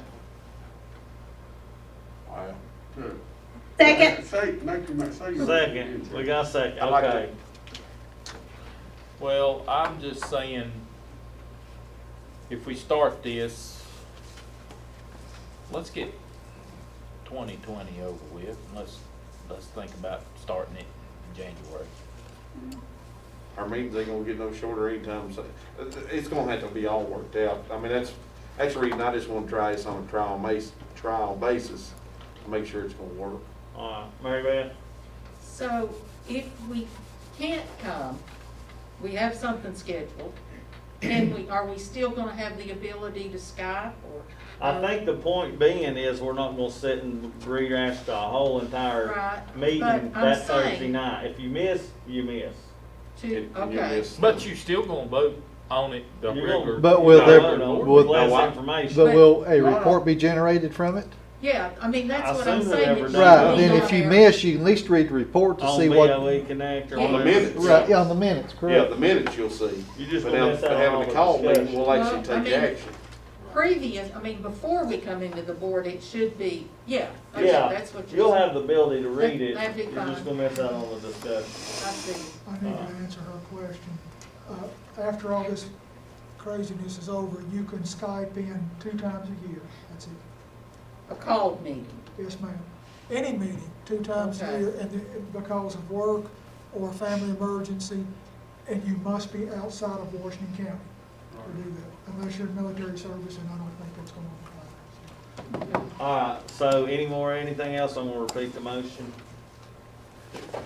Which is, To go to a called meeting, have a called meeting starting sometime mid-November, to have our committee meetings in, timed. They'll have to be given to you 5 days ahead of time to have an agenda drawn out. And highest nail, first. And then we'll take action, and then we won't have to do it in our board meetings. alright, Let's just try it for 2 months. That's what alright, now. Wait a minute, who seconded that? Nat, Annette, that's what I thought. Okay, so Chad, Annette, any more discussion? one question. Yes, sir. If we start this in the middle of November, Chad, if we start this in the middle of November, do we still have committee meetings? We'll still have Next to. week. We still Yes. do next week? Yeah. So the mid-November committee meetings We'll will do be for the December. December meeting? Yes, sir. Okay. I have one question too. Yes. Would we not then be in essence having 2 board meetings, Have 2 shorter board 2 meetings. shorter board meetings, okay? But Hopefully. we're able to vote and take action in both meetings. If it don't work out, y'all have the ability to No. not do it no more. Go back to what we was doing. I mean, it's worth a try. You do have a hot topic, I guess you could postpone it to the next meeting. Yeah. Yeah, it could come through the administrative, the director's report, if it's something that comes in between, that He can bring up. Well, what is the date of this called meeting gonna be on? If I was gonna do it, Because it needs to be closer to the regular board meeting because I think They you could- ought to do them the Tuesday before the board meeting. Because you always meet, every committee I've ever been on met either Monday, Tuesday, or Wednesday. So either y'all wanna do Monday night or Tuesday night, I think we decide as a group, But now, or I can decide for it. I don't want to throw a ringer in all this, but December 2nd, 3rd, and 4th, some of us won't be here because of another meeting. Yeah, we did. So that's going to have to, and We're let changing me- that meeting. We're Let gonna me look- say, We're gonna look at December 10th. Yeah, let me we- say something Okay. else. Okay. Tuesday night's basketball night, and how many people have we got playing parents that's playing basketball, and we're gonna have a board meeting Well, on Monday, basketball. I missed a bunch of them last year too. on the Well, committee but meetings, same Tuesday way. nights is high school. I know. Well, we gotta decide if it's Monday or Tuesday. Well, we can't do Wednesday. that's That's church the one night night. before and church night for some, but that's one night before the meeting. Do we have time to get it out in BOE? Well, my only thing is, I mean, I don't have no kids playing, but I understand exactly what Keith is saying. If I have to pick between a meeting and going to watch kids play, I'm gonna go watch kids play. I mean, that's just my thought. I hate to make a board member have to choose, is my only thought on a Monday or Tuesday. Yeah. I mean, Well, and if it's a workshop, they have the Well, ability yeah. to miss it. If We're it's a saying- workshop. Well, it's, Well, I don't not a know what workshop. is, you know. these His be, motion this will be a is a called called meeting. meeting. This will be a called meeting. Okay, You can't so, make it. well, I mean, here's the deal, kid. Leave the committees alone, just, let's shorten them. Let's tweak them. Leave them alone. Well, we got a motion in a second. I don't know that the date has to be determined today either way to vote on it. Jennifer typically does, yeah. Let's vote, and if it passes, then we'll figure out what we're gonna I have have later. one more question. Yes, ma'am. Okay, this workshop, whatever we're calling it, it's going to be live streamed. So if we can't come, if you Skype, that means you participate in the conversation, right? But if you wanna just watch it from home, you'd be able to do that, right? So, As long Or as from it's the late. gym or You can't whatever. vote, right, I'm just saying. well. Mary Beth, I yeah, want there's you no- here to vote, whether it's right or wrong. Okay, You I'm know? just asking, I'm trying to get the scenarios. Mr. Meredith, Yeah, Mr. Chairman, I mean, I like the direction we're moving and, you know, with all due respect to Mr. Fleener, what we're doing is now we're establishing 2 board meetings. I think that's not what the goal was, because you're gonna have 2 agendas that you're gonna have to publish 5 days ahead of time. You're gonna have to have those agendas, you know, the items on there, the central office staff's gonna have everything ready for it. I'm not gonna vote for it because I think a workshop, and even though it's not defined in our policy, you know, that this board calls for a workshop, a non-voting meeting, to consider any of the issues that they need to have on their agenda for the next meeting. It's an agenda setting workshop. And so for those reasons, I'm not gonna vote for it. alright, anything else, anybody else? Alright, roll call vote, Jennifer. Mr. Masters, No, Mr. Riddle, No. Mr. Irvin, No. Ms. Buchanan, Yes. Ms. Dillinger, I'm gonna have to say no. Mr. Fleener, Yes, ma'am. Mr. Hammond, Yes. Mr. Meredith, No. Mr. Day. Yes. All right, Mr. Chairman. Yes, sir. Let's try the workshop. I don't know. I move that we have a workshop, you set the time, an agenda setting workshop for our committees to meet. It would be in lieu of the committee meetings, but it'd be an agenda setting workshop. It would be, it's a public meeting, Mary Beth, so it should be live streamed. You don't have to Skype in if you don't want to, but you can if you need to ask questions, but there'd be no action taken. That workshop would then develop the agenda for the subsequent board meeting. So the way I see what you're saying is, so I'm gonna use Mike again. He's gonna lead the athletics. If you're not on that committee, it doesn't matter because you're not gonna take action anyway. Or are you, and then is that action coming to the board like normal committee meetings? How do you see that working? No, in other words, every board member's not on every committee. Correct. So let's say you're not on his committee. Correct. His committee's gonna discuss his committee's business Correct. Is- In this workshop. in this workshop. Gotcha. So is it now gonna be every board member's on every committee? Yes, the way the workshop is. Well, I mean, you're not gonna make any decisions in the workshop, whether it's a committee decision We're or not- otherwise. but if every The board decision member's will on be there, you made should, in the subsequent board meeting. Well, and that's what I was getting at. Could that committee still yet bring a motion to the board for Thursday night? Well, I think, yeah, that's You're the setting whole the idea of the agenda. workshop, is to have, what do That's we the need to point, work I on? think, Right. isn't it? So does that mean everybody's included? Everybody's there? In other words, right now, we're on committees, like the committees I've sat through, help me if I'm wrong, if X amount of people aren't there, Like bid review says. then There's no you quorum, can't there's no vote. quorum, there's no quorum. Right. In a workshop, there's no quorum. So we're doing away with that, and we're gonna just talk about it, and we'll take action on whatever needs action on Thursday night. But the leader of the workshop is gonna be the one to bring that to Thursday night's meeting. Not necessarily, that would be, your workshop's just to set your agenda and discuss it. And then you get all that hashed out in your workshop, and when you get to your board meeting, everybody knows. But who's in charge? Who's gonna take that? You are. Oh, me? Yeah. Okay. My only question But is you though, got- if we're all gonna be there, why don't we just go ahead and vote on it and not even bring it up on Thursday night? Yeah, I was gonna say, based on that, Mitch, I mean- I'm just gonna stay home and watch it. Yeah, well, that's, I think that's Yeah. I mean, fine. I don't, Well, you might as well, you see what I'm saying? Right, I think that's fine. okay. It's basically, people, it's the same thing, except you just took away Mike Masters as being chairman of the athletics, and you're putting it in Jason's hands.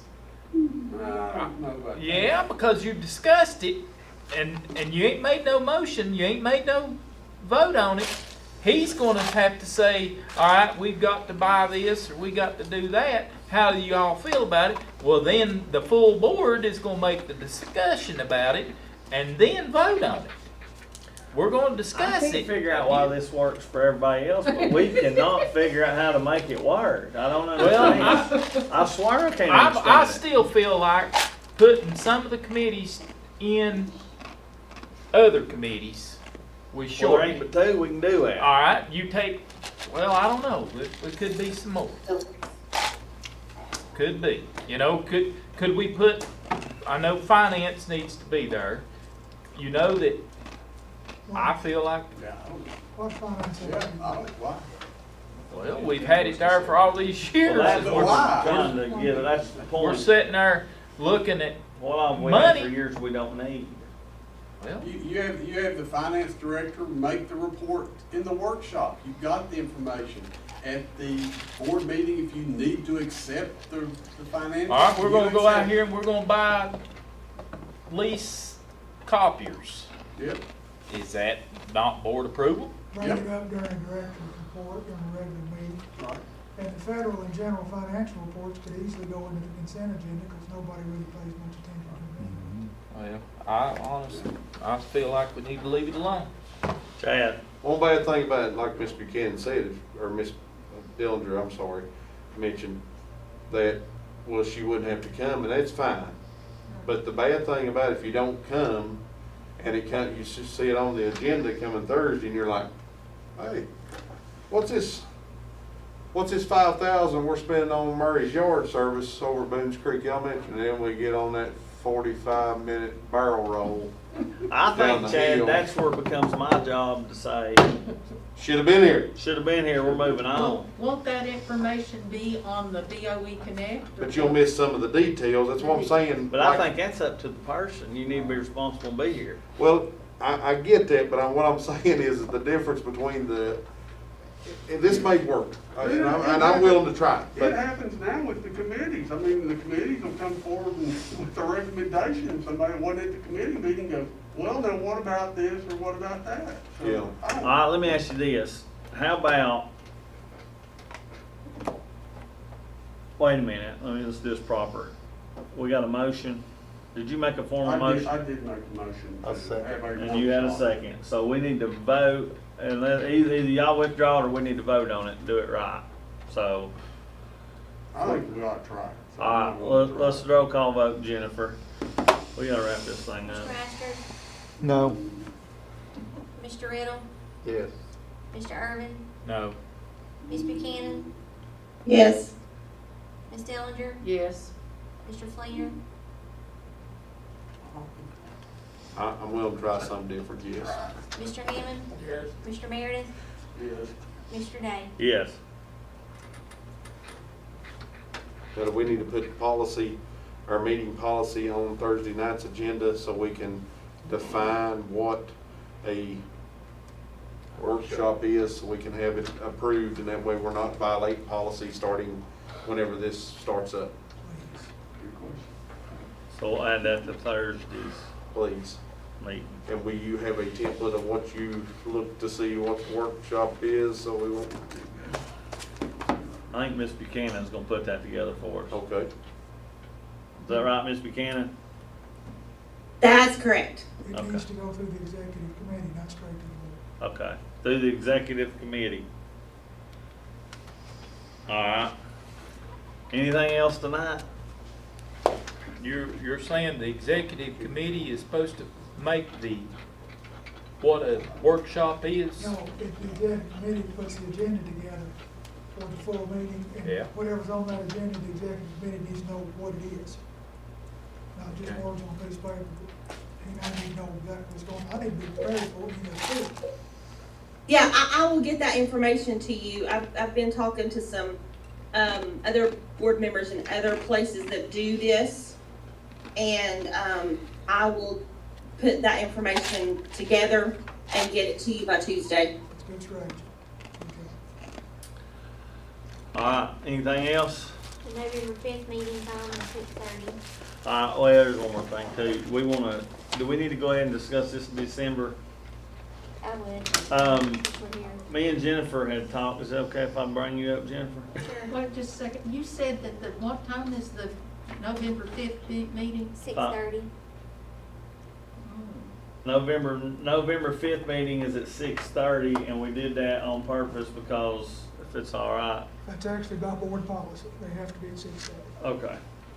Oh, so it's gonna be full open upstairs? I believe it is, yes. I That meant the expires. time. Oh. The governor's order and this board's action expires the end of this month. We can go back upstairs if that's Mr. Dr. Chairman. Flannery, Yes, we have, I know we're still under the governor's order right now, correct? We are under this board's action. The I know. governor's order expired in September for closed meetings. For closed meetings? Yes. Okay. There's a bunch of other stuff too, but I don't, So our meetings are closed based on our policy.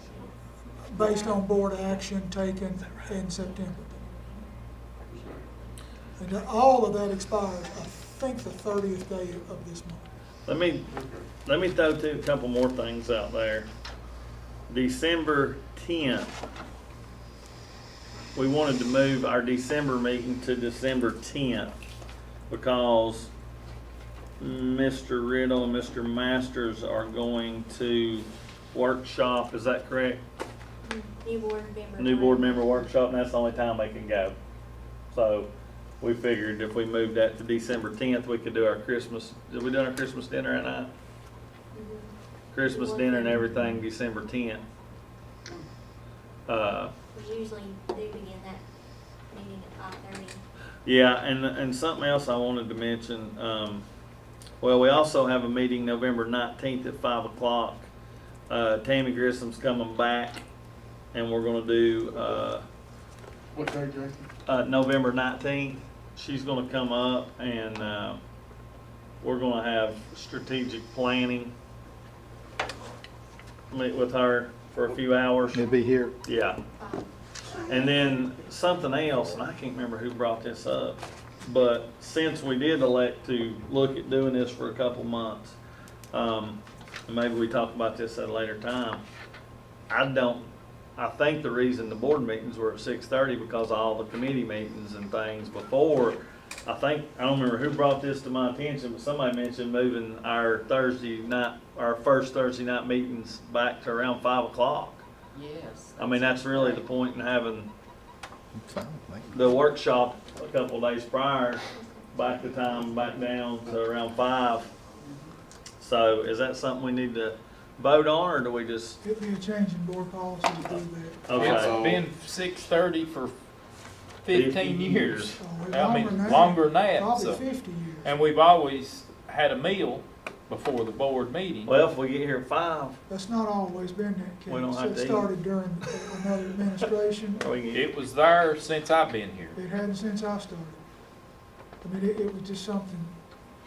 I've been here 15, I've 14 been here years. 4 I know decades. It that, hadn't always but been. we've had a meal ever since I've been here. Yeah. We could still have a meal. Well, I mean, Or move it to I- 5:30. Have a meal at 5:30 5, sounds move it good. to 5:30. I 5:30. I like my 6:30 because, I understand everybody, but some of us has different kinds of jobs. Well, I'm just throwing it out there. If anybody wants to make a motion, we'll entertain it. If not, we'll talk about it later. But for right now, we're gonna say, December 10th is at 5:30. Pictures, November 5th meeting at 6:30. Wait, could you just go back over what you just said? December 10th at 5:30 is our actual board Okay. meeting. Okay. Can we not just move pictures to December and do it all then? No, we got somebody scheduled, don't we, Jennifer, to take them? Winter pictures again. It's at 2. Can you not be here November 5th? No. Well, What's everybody wanna do? I mean, I don't know. I didn't- December 10th is, December 10th is our called meeting. I mean, our regular board meeting. and them two won't be here. No, they'll be here December 10th. That's why Okay. we moved Third it. is the first, Okay, I We had to wasn't move looking it. at the calendar, that's fine. We moved it to help the them. following That's Thursday. fine. But then the pictures was November 5th. I mean, I don't know, Jennifer, can we, Can trade with them. I don't know. I mean, they've done got it scheduled, but if you insist, Jennifer will check with them. Well, that's okay. I just won't be there. That's not good. Are you out of town? I am. We'll let Jennifer check on that and let us know if that's a possibility. It doesn't matter to me. And then November 19th is 5 o'clock for strategic planning. Mr. Chairman, Yes, sir. since do we not need to go over our policy of, our director foundation, I guess what you'd say? Do we not need to, is that a separate meeting we need That's, to I have? think that's gonna be under Miss Grissom's Okay, at the end of the night. I think we're gonna, okay, thank you. So if I got this right, we're meeting Tuesday at 5. is that Next November Tuesday. 5th? No, November 3rd. That would be our regular meeting. No. No. Oh, no, that's the one we called tonight. It wasn't Yes. on my notes. So we're Yeah. here, we're gonna meet at 5 on Tuesday, next Tuesday. And then Wednesday, we continue our committee meetings if we have them scheduled. Yes, sir. Have finance on Monday. Finance Monday, called meeting Tuesday, athletics and facilities Wednesday, and then full board Thursday. So we got meetings Monday, Tuesday, Wednesday, Thursday next week, right? Yeah, you want to add something for Friday? Well, I just want to make sure Yeah. That consolidation of committees really worked. Sounding good. I Sounding mean, if good. you look at it like that, we're, Dr. Flannery, if Bill Lee, Governor Lee calls that, or extends that, should we go back to 5:30 or what? On what board On our meeting? regular meeting? In November? Right. I wish to leave at 6:30. I'll be coming from the state cross-country meet in Nashville. And if you go to 5:30, I'll probably be late. You'll miss, okay, that's And fine. I'm hoping I'll be bringing some really good news to the Oh, board. I hope so. Okay, We've thank got a you. couple of talented teams. All right, that's it. Meeting adjourned. two questions. Oh, I'm sure not. Okay.